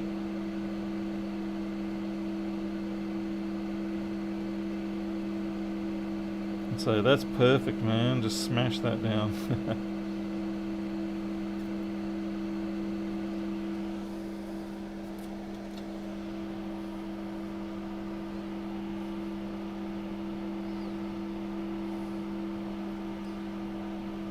Christian, I'm not sure if it was a write-off. It might have been, but I just remember he spent a good ages doing the SMC. I don't know, must have been 4 or 5 times at least, with all different techniques before he finally got it. But yeah, I think you might be right, come to think of it. It turns out it was a dud job anyway. But it was funny as hell for me.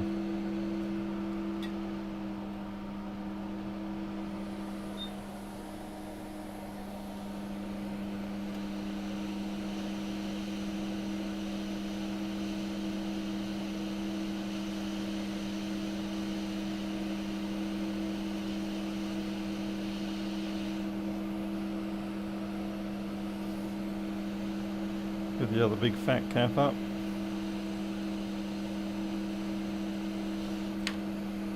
Okay, the itty bitty ones I'm going to have to take from a donor board because I've lost them somewhere in the expanse. Oh wait, this one here.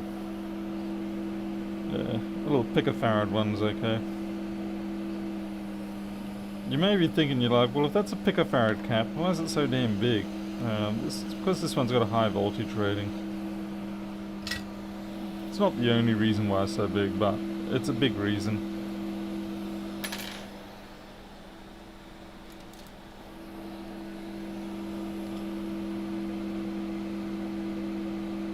What? Someone stole that one.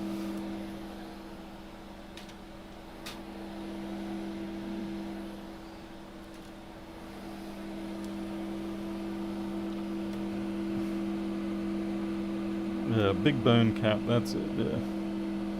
And it's even got a slightly bone ivory colour, so that makes sense.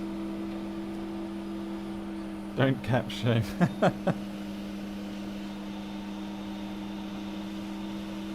Paul, I'll check them once I've like put everything back on.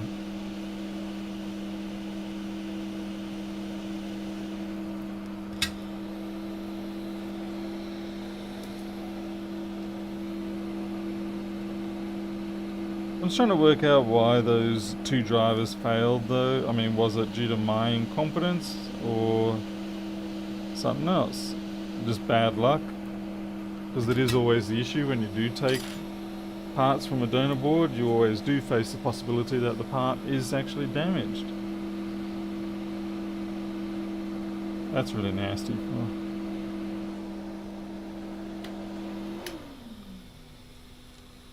Hey Reese, I was just a no backlight, that's all. Except it's turned into something a little more than that. Okay, so we're at 3400 or 0.3, 0.4, so that's good. And again, we'll double check the 5 volt line. A 3.6, so that's pretty good. And what we'll do now is we will check what the backlight line is after we connect the screen. I'll be very surprised if the screen's at fault, because this one here is it's a chassis that I use a lot. So I would anticipate that it should actually be functionally okay. But I suppose at some point they can all fail. Particularly considering I am using it as a test chassis, so you don't know what the last board you put in there might have done to it. Might have hurt its feelings or something. Now it's crying and it doesn't want to play along. Okay.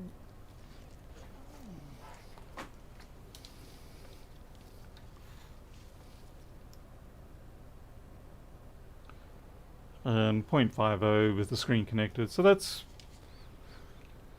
about as good as I'm going to be able to test without actually testing.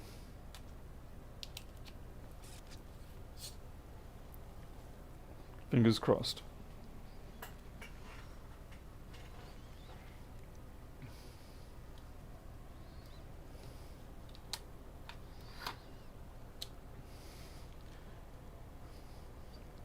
Currents look normal.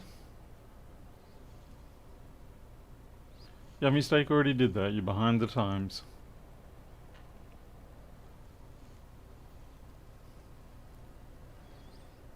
Okay, that felt a little bit better. Come on, man. Yes. So we just obviously had two bad drivers. That's a little unusual. And the worst thing I think about that is that then you become paranoid. Like if you're doing an SMC change, if it doesn't work the first time, you start doing it a second time, and you're kind of thinking maybe it's the third time I need to do it. It's not a good paranoia to have. Yummy Steak, you should have known that 30 seconds in advance.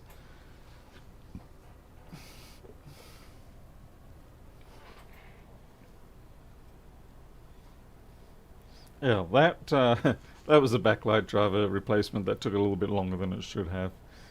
To be fair, I blame YouTube comments because you guys slow me down all the time, and gals. All the people are equally responsible.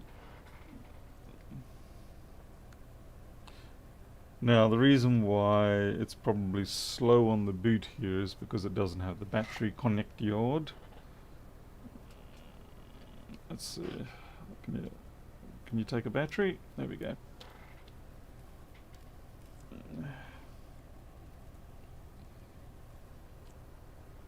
It is nice that you can just plug the batteries in even though it's running.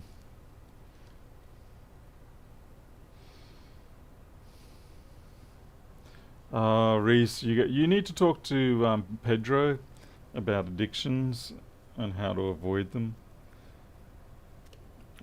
Pedro is an example of addiction with MacBook repair going completely wrong.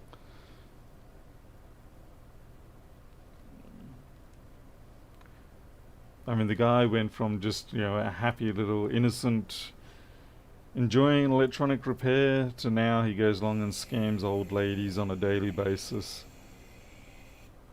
He'll steal dirty old MagSafe ones from them if he has to, complete with fraying leads, because he's got to get his fix. Alright, so that's running perfectly fine now, so that's good. Hey Steve, what are you crying for? What are you sorry for?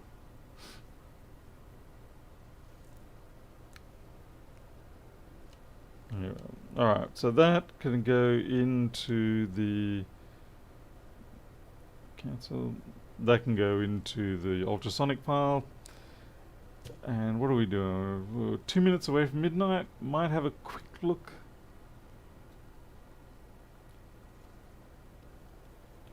At the next machine, but more than likely I think I might wait till tomorrow. But we'll have a quick look at the machine. Famous last words, kind of like Pedro's. I'll just have one repair. Hey Flying Scar, you're late. Indeed.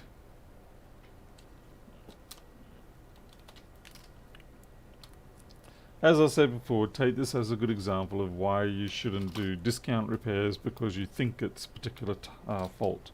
Even if it is that fault, it can turn into something that takes longer. And to be fair, this took as long. So how long has this stream been going for now? An hour and 42 minutes. So that's taken as long as what a normal repair should take.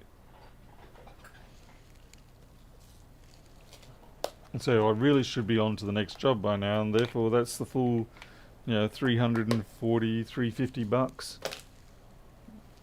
And all that was a backlight. Oh, what's going on here? Are you using... Oh, Cormac. Altium for my design. No, I'm a cheapskate, Cormac. He can't actually hear me. I still use a very old copy of Eagle PCB. It's the last version before Autodesk took over Eagle and turned it into a subscription service.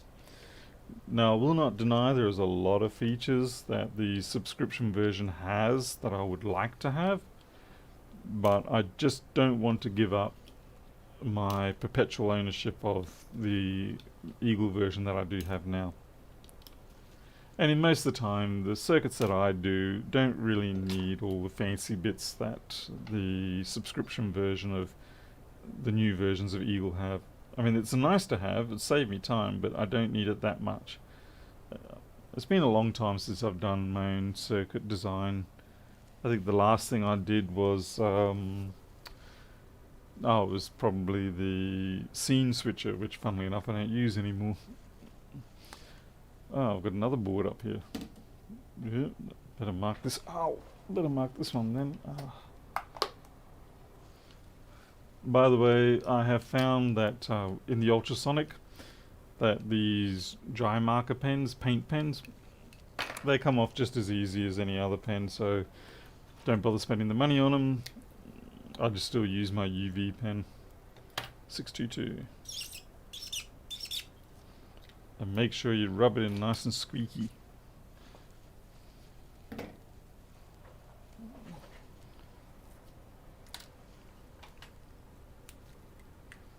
Nuts and proud, I should try KiCad these days. I mean, it's been probably 5 years since I really used Eagle intensely. The biggest problem I had with KiCad originally was the circuit capture and the board generation, and then tying it together. It was a bit of a messy process compared to what Eagle was doing at that point. But, maybe KiCad's greatly improved by now. I certainly should have a look at it. It would be likely to my benefit. Let me just put some things away.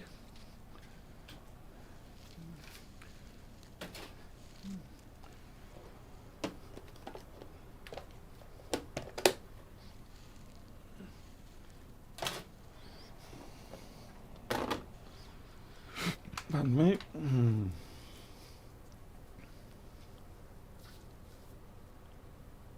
Don't forget to make my notes. Thank you very much, Miles. Yes, that's a very good point. Let's make my notes.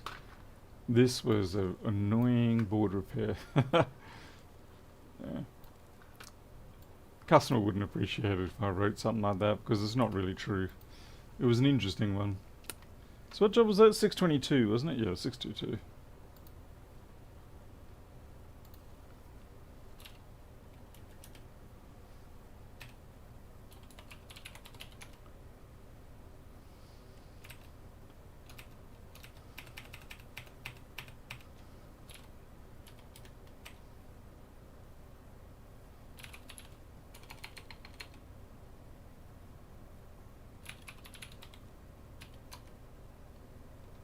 You seriously? How could I have forgotten my own admin password?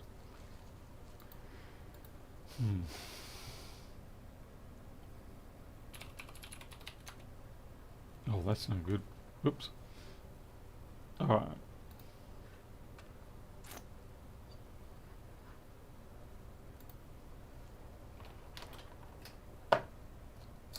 I'll have to wait till I go upstairs because when I reset Chrome here, I seem to have forgotten my password.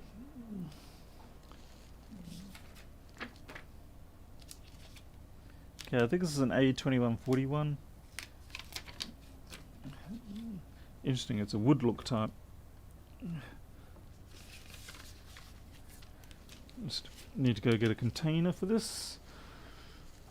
Oh, I don't know what I've done with my ankle, but it's one of those weird pains, a very sharp, stabby pain right in the corner of the ankle bone when you put your foot down. And it's just sort of the thing that you're not doing anything and then you step up and all of a sudden you're like, well, I can't put any pressure on that, that's too painful, and I put that upside down. That's really silly. Weird. Okay. Alright, let's have a look at this one.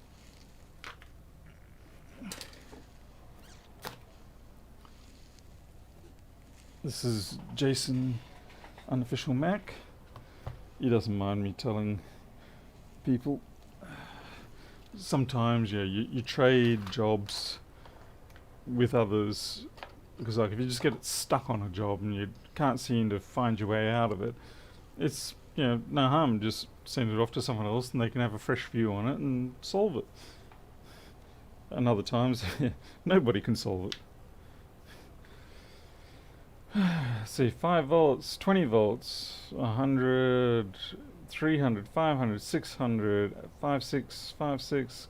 Give me an amp. We've got an amp. This thing's booting, but we've got no display. Nasty. Much nasty.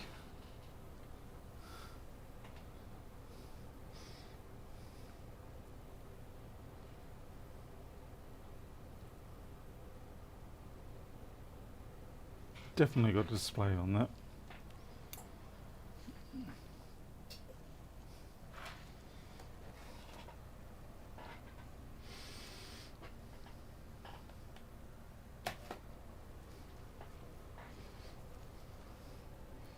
What doesn't help is it's got this matte finish film on it, so I can't even try and eyeball it. Alright.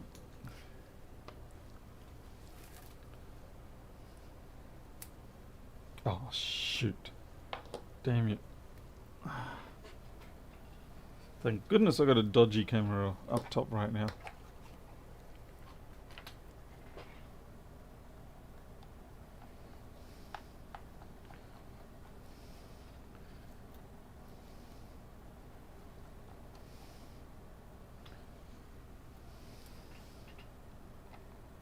If you're wondering what I'm doing, I'm taking the case off in private.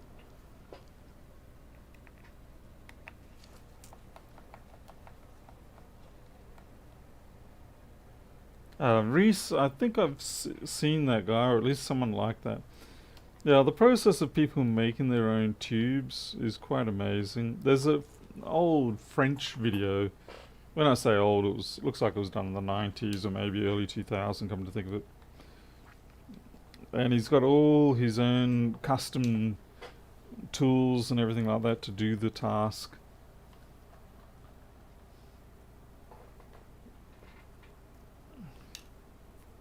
And then there's that Russian guy doing his Nixie tubes now. That's really awesome too.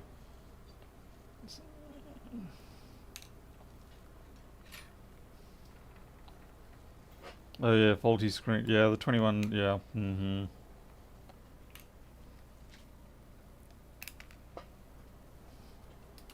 Oh, come back here.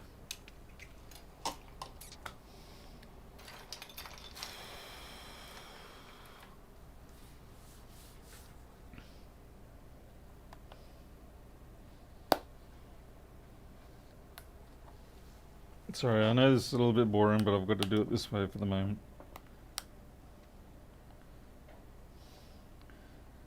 Ach, niemand, come on. Ach, ja, man.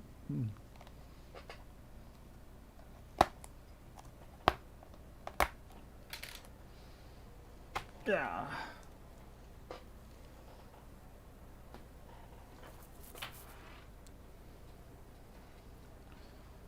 Okie dokie.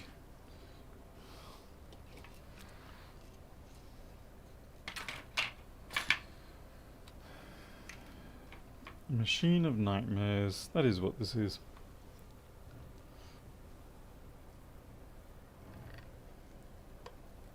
Oh, yeah, bad screen.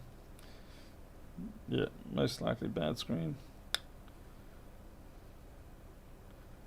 Yeah, you don't get correct, but it looks like they've already scratched at that, so I think that's why they've said to me just to verify, because they don't want to have to. Because there's pretty much no choice really. When you get a dud screen, then at the moment taking it to Apple is basically your only real way out. Because if you get a third-party one, wow, another one of those solder jobs there. If you get a third-party one, there's always something that goes wrong with it. But yeah, that's definitely looking like that's a bad screen.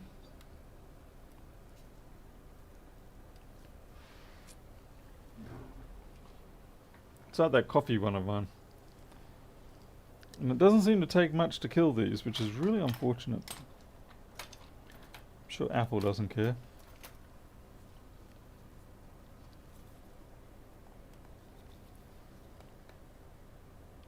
So what I'll do is I'll undo this, unravel the screen board, and have a look, see if I can see any damage internally. So the other one I had, I could see the coffee damage internally. So a lot of the time it's not really the panel at fault, but rather the control board.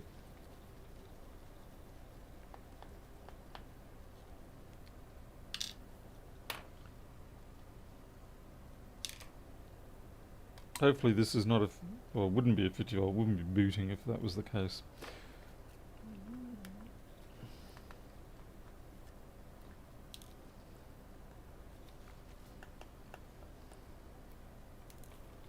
If you're really, really lucky and you've been a good person and Santa loves you, sometimes it can just be corrosion on that connector.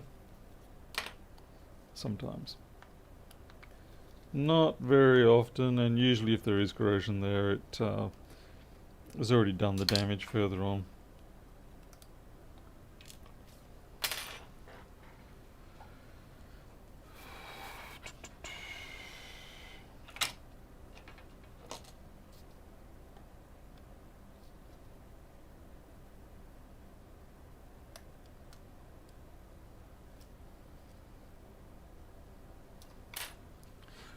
Doesn't look like anything there.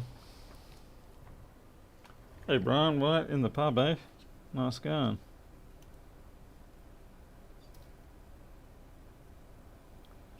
I don't know what that test point is.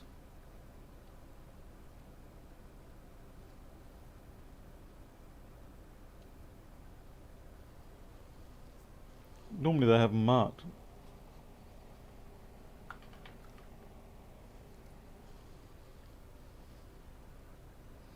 Hey, B-Dog.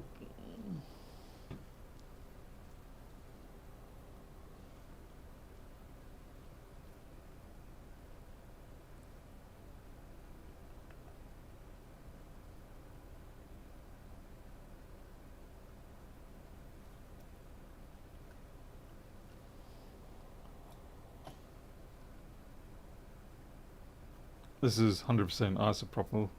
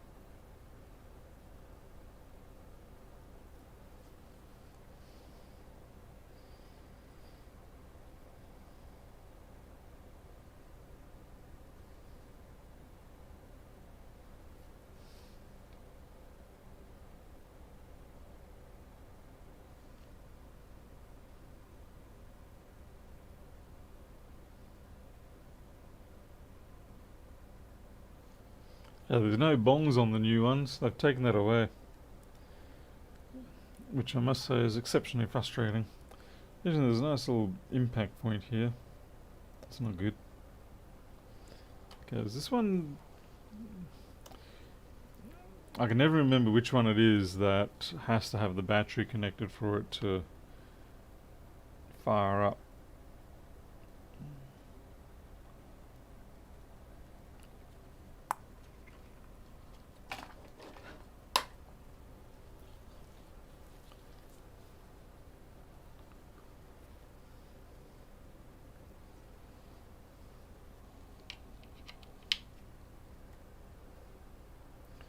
I'm pretty sure PR is not the right one for an SMC reboot.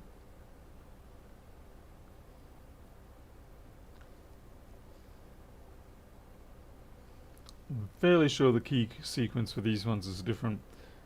I think it's supposed to actually be Command Option Shift or something like that. I need to check it.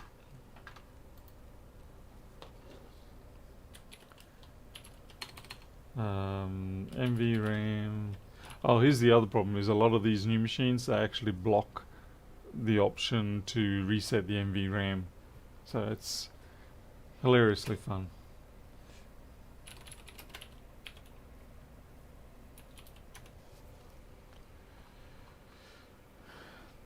Is this...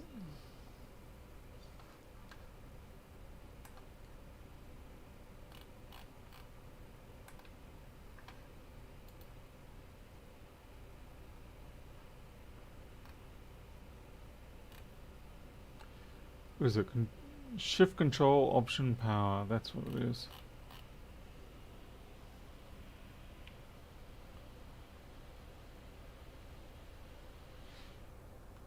Okay. Shift Control Option.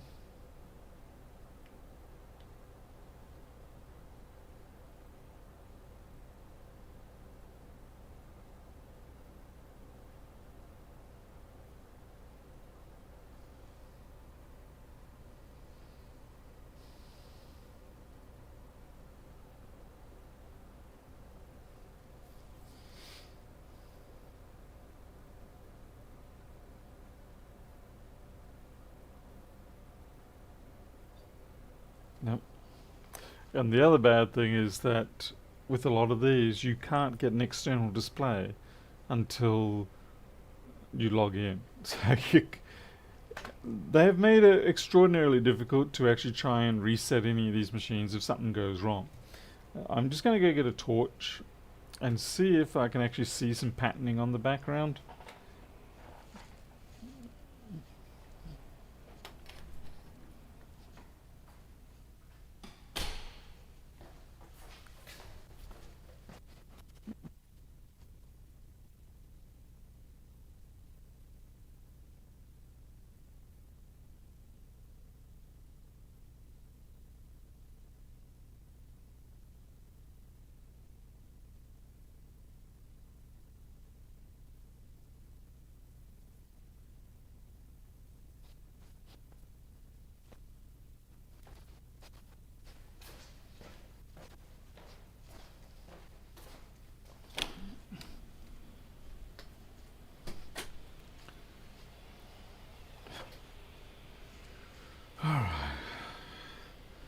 Yeah, this matte filter is going to be a real pain.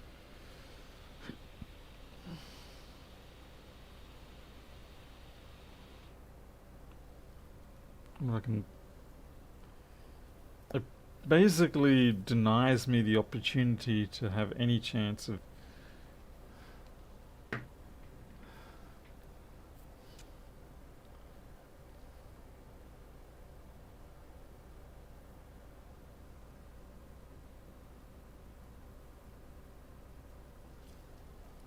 Let's try again.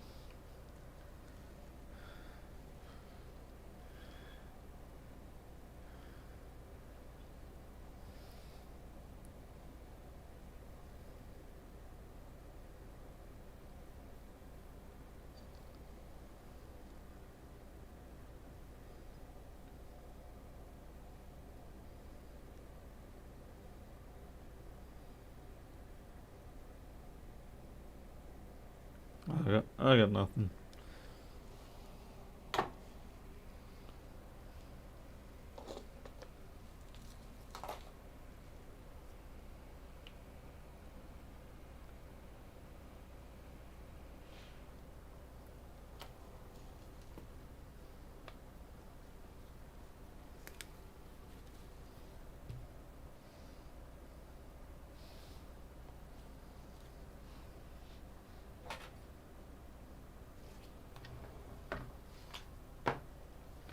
I would dare say this is probably showing 50 volts on output.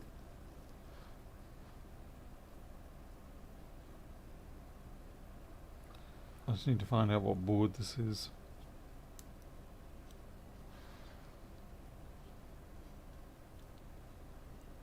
Oh, there it is. 1700. Yeah. Yep.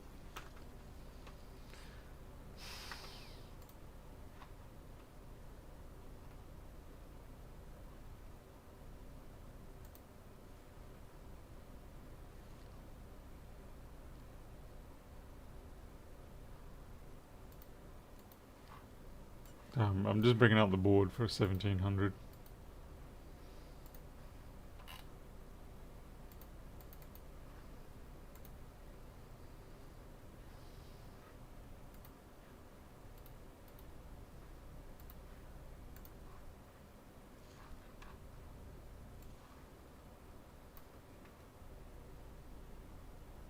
Warren, with these you won't get output until you've logged in. It won't run on external until you've logged in. It's yet another little useful bit of debugging that they've taken away from us.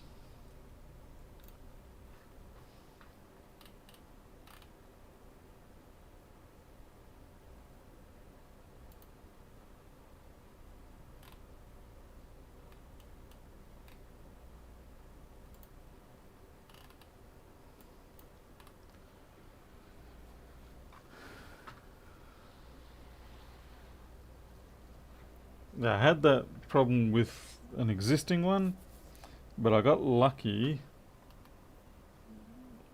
Okay, what the hell? Oh, god damn it. It's on the opposing side. Damn it. I just realised that the board...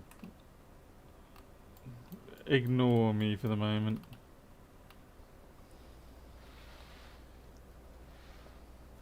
Okay, I should be able to get my backlight output right between those two. Ah, you can't see.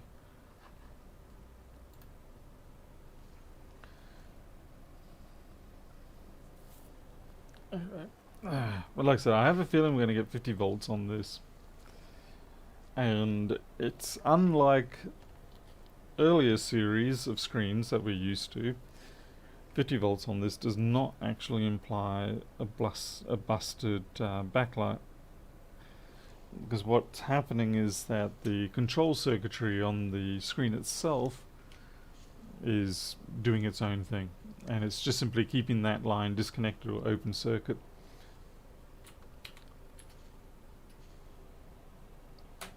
Okay, voltage, sorry. So we're kind of having to rewrite the rules a little bit when it comes to these models with regards to how they behave. Okay, go, come here.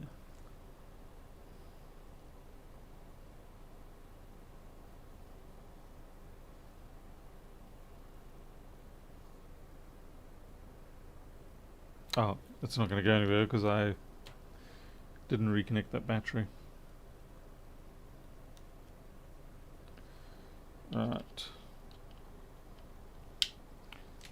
Now, fly my fools.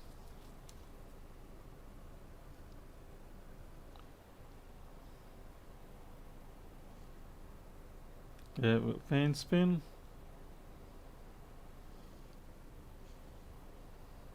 Come on, give me 50. Either that or it's just not detecting the display at all.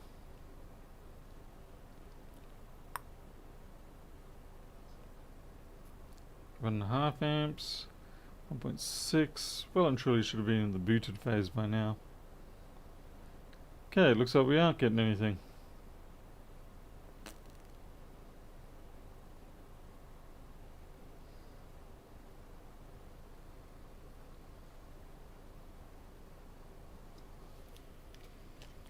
Let's see.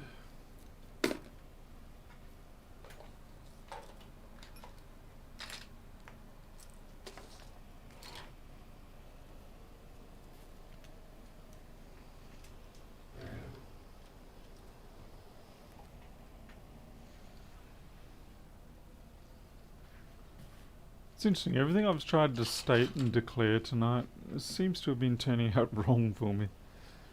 Maybe I should just stop saying things.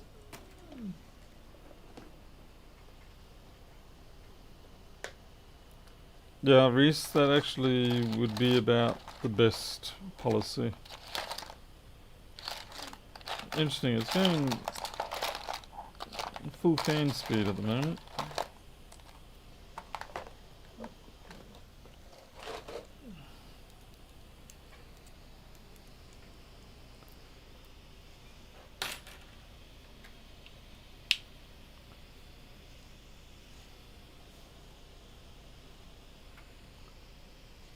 I'm just going to see if we get a green light.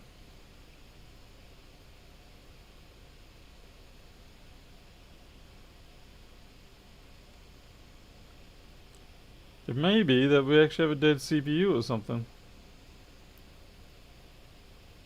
Because we should be getting a green blink if nothing else.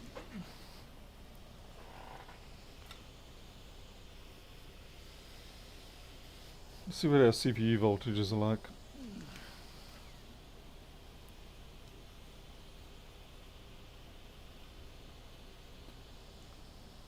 0.8? No. Nothing on there. Ooh, has this got the mux fault?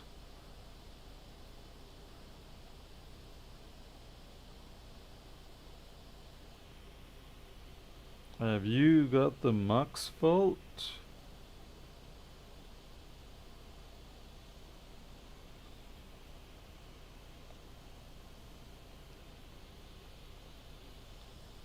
Right.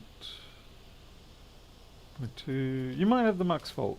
That'd be nice if you do. Let's see, 1700 have it.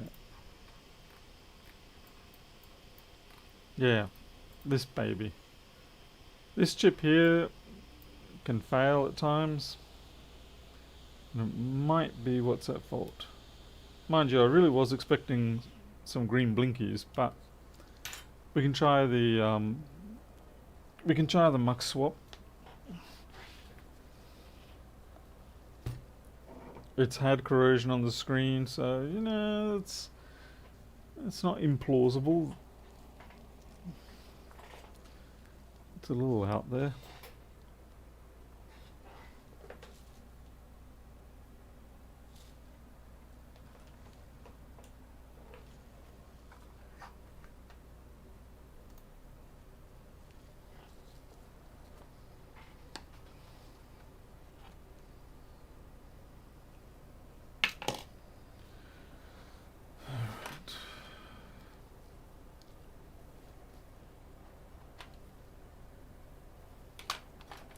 Even though disconnecting that battery flex is supposed to, for all intents and purposes, disconnect the battery, I still get paranoid about it.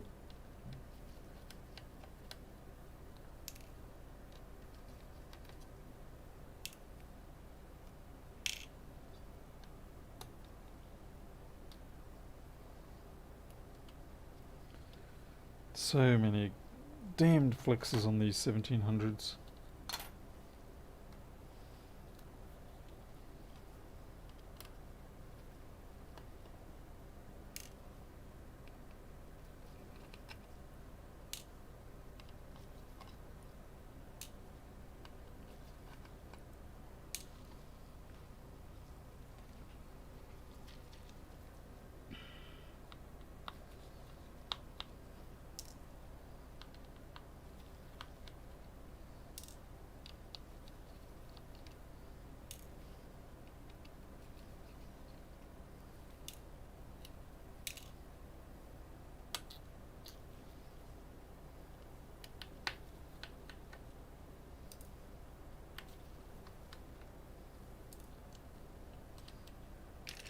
I'd say the worst thing about fixing the mux fault is actually getting the mux out of there, because it's jammed right up under here, and we've got the CPU and the GPU right next to you. You really you don't want to be in there. You just want to run away from that area. Damn it! I just lost a screw.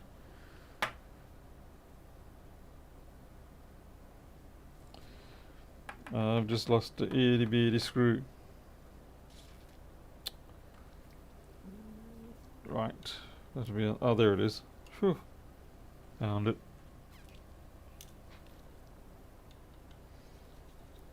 Losing an itty bitty screw is definitely a great concern on these machines, because those screws can just nest anywhere so easily, and you don't realize that they're going to become a problem until too late.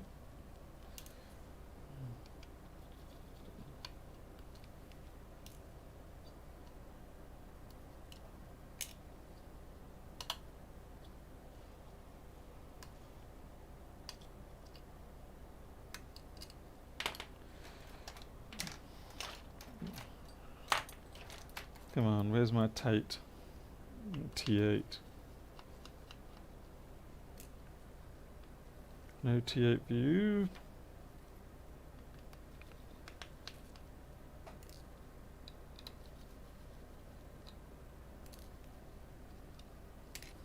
I think we should all be thankful though that Apple does at least use screws a lot.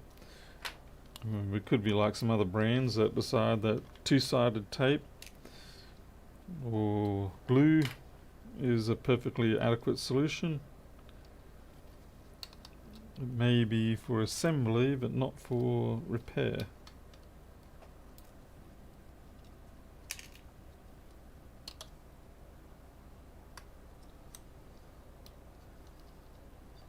That said, Apple definitely loses points on this particular model due to the astonishing number of these little 5 or 6 pin flexes that they've got.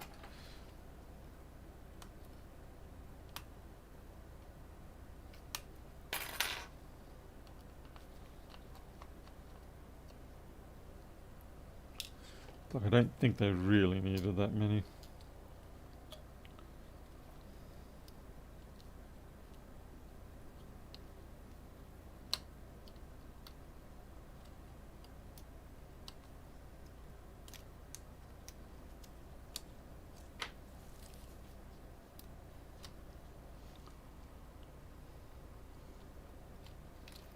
Rivets, yes. Now that's a new level of pain.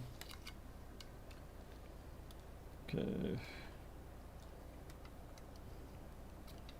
The game of what have I forgotten, or am I just needing to go harder? Ah, I just need to go harder that time. Okay, looks like we've got corrosion down. Oh, wow. Okay, so we've got some rework down here. Looks like they've actually done a fair bit. Right. Looks like they were fixing existing damage.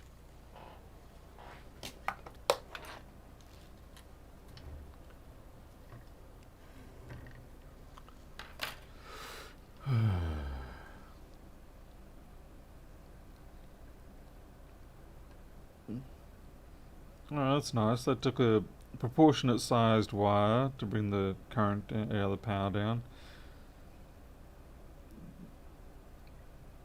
So I wonder what the hell went wrong here. Something terrible. Looks like liquid damage. Whoops. And veer has gone right through. That's nasty. But the repair is actually pretty good. Yeah, and they've bonded up against this cap, so that's good. I'll have to find out where they got this wire from. It's nice. Yeah, it's got the insulated wire, but it looks like it's flexible insulation. Okay, kind of. Where is that cap? That is a cap. It is meant to be there. I'm fairly sure.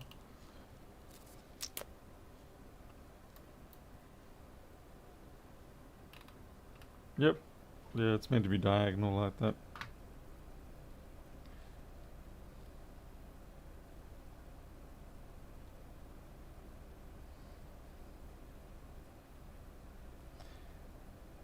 It does seem like they got it up and running, but I think it's possible that that Mux chip has just decided it doesn't want to go another day.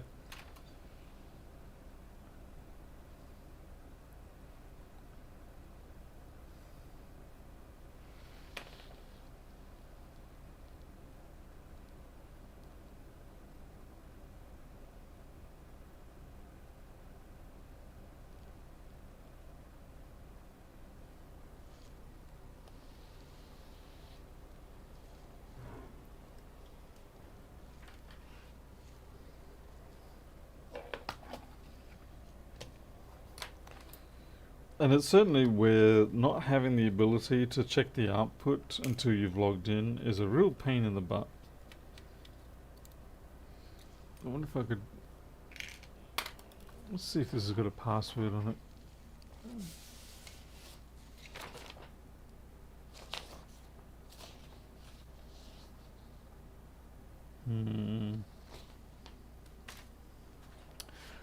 Alright. I think I might have to stop here. There is a password on this. So what I can do... Maybe I can do it now. Just put this back in. So I may be able to get it to boot. But the trouble is I just took the damn board out. Ah, why don't I think of these things before I do stuff? Instead of wait till after I've done stuff. And then I have to undo the stuff that I've done.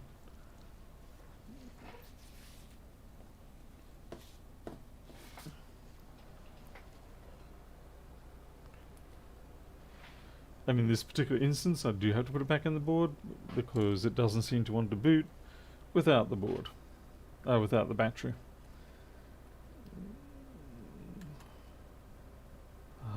You're a sweet, merciless, terrifying, horrible design.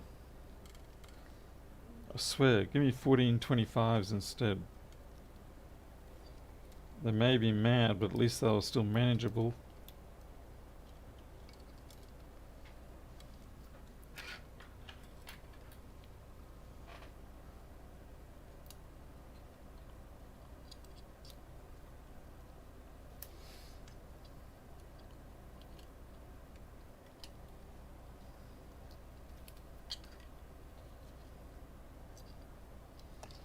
And it's so easy for you to just have the circuit board, just the weight of the circuit board alone can be enough to fold down on these flexes, crimp them the wrong way, yeah, and then you got to replace them or whatever's connected to it. So it's like a sick, sad game that Apple enjoys playing with us, and they play it oh so well.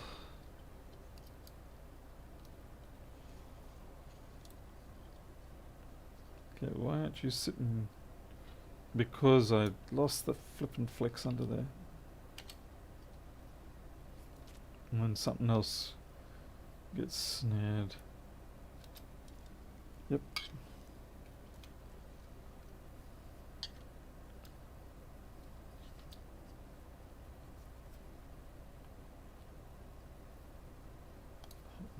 Three freaking flexes under here. Come on, Apple.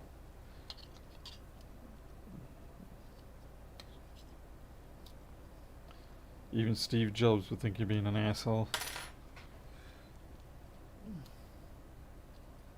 There's another one tucked up under here somewhere.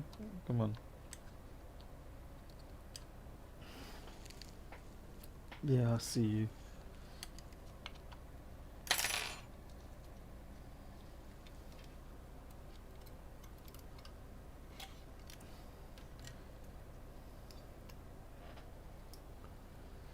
Time for a bunch of captain tape. Steve, yes, I'm quite tired. Yeah, I repaired all. That's exactly it. You know, I don't understand. It's like they've got to build these things at least at a reasonably efficient rate. So I don't know how they managed to do that, given how painful they make it for these things to be worked on.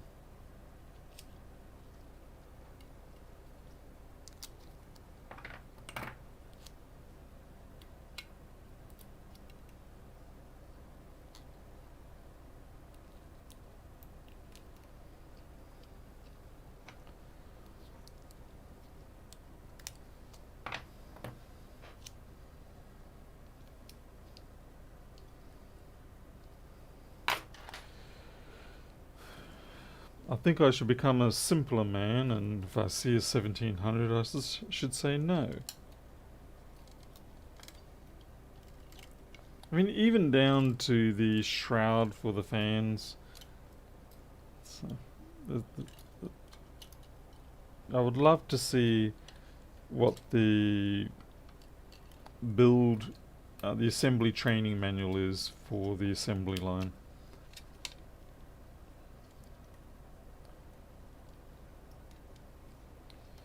Maybe they hire the people who can do Tetris one-handed and finish the game entirely.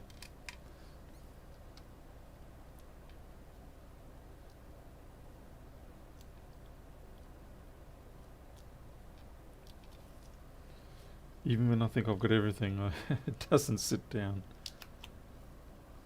There. Oh, you did. Finally.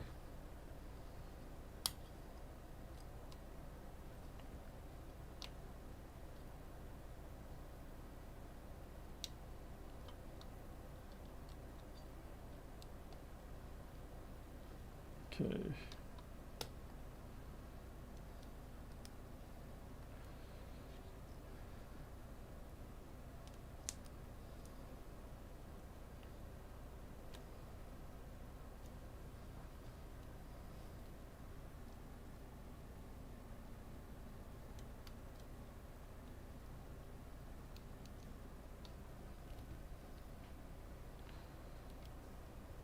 And then try not to tear the flexes when you take the captain tape off.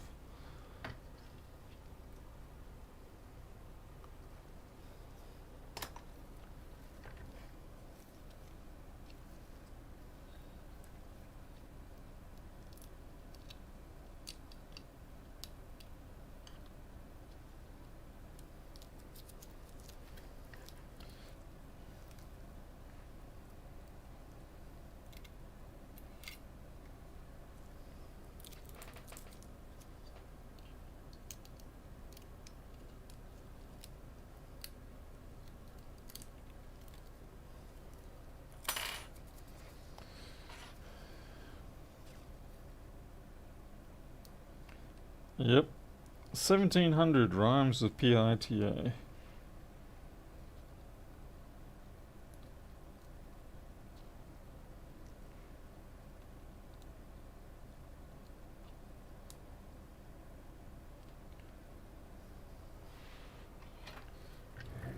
Someone out there probably likes them. Someone.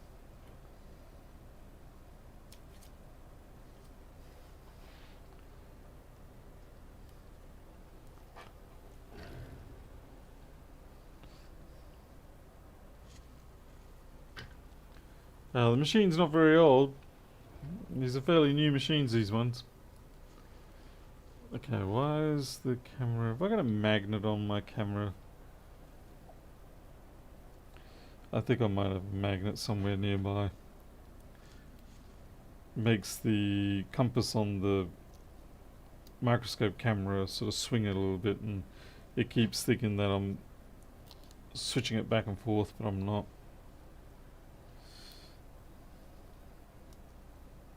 It seems to eventually settle down, but I'm not sure what's causing the oscillation.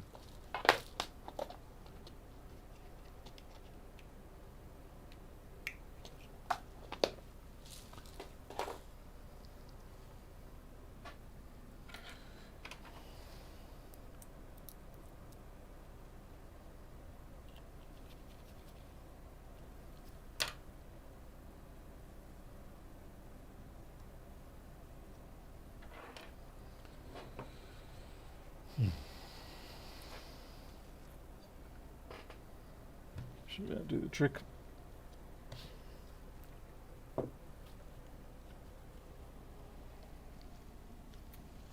Now, fingers crossed, my theory is right in the sense that it is booting, and we should be able to type in the password, which of course I won't show you, but let's see, the next thing I need is a screen.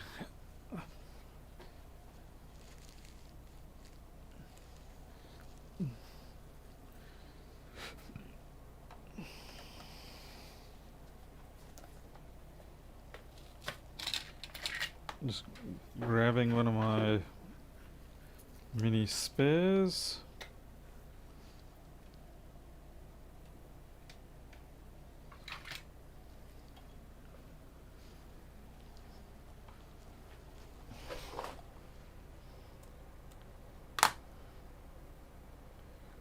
Come on, man, give me a cap locks boot. You're not going to give me cap locks. Oh, come on.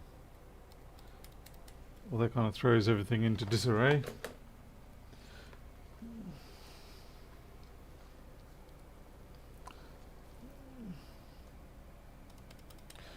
The fact that the caps lock is not coming up is a bit of a problem. Steve, there's plenty of EMF all around, but under previous sort of circumstances, it's generally been a magnet that I've had that makes it throw it out kind of like this.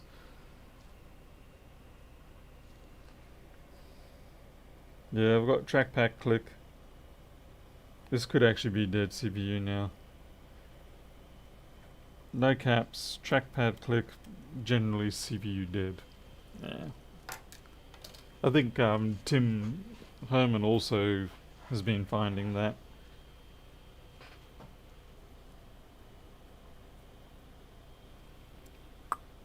So you got charge, no cap locks, click, nothing else. Fan spins, yeah. DFU mode? I don't think so. And the fans are spinning flat out too, that's the other thing.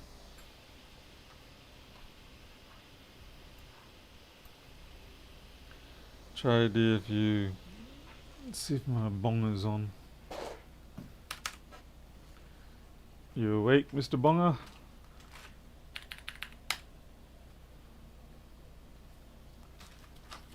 Fortunately, I do have the cabling for this. Oh, come on, Paul. Come on, Paul. You're an embarrassment to your audience.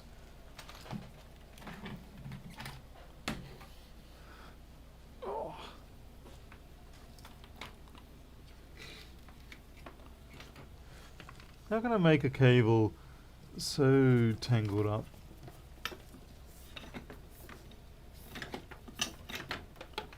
Alright. And then I should have I should have a Thunderbolt to USB-C adapter, which mysteriously is not in the area. Why does this happen to me?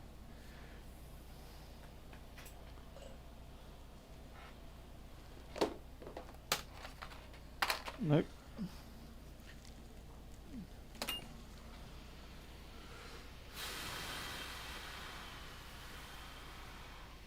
Ah, there it is.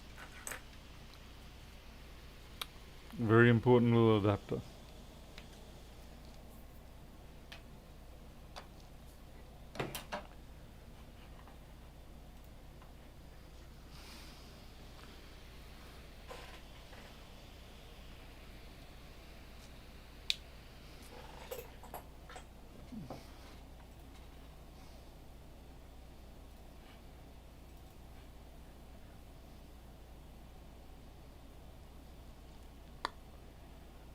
Doesn't look like it's in DFU mode, because it's certainly not coming up.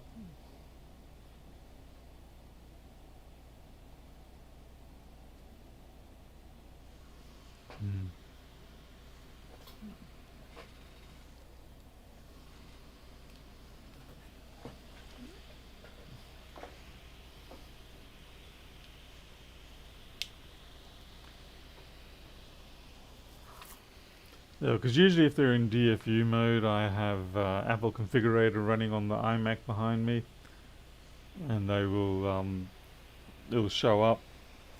But this one is not showing up, and like I said, the fans are going full speed. All we've got is a trackpad click. We don't have cap locks.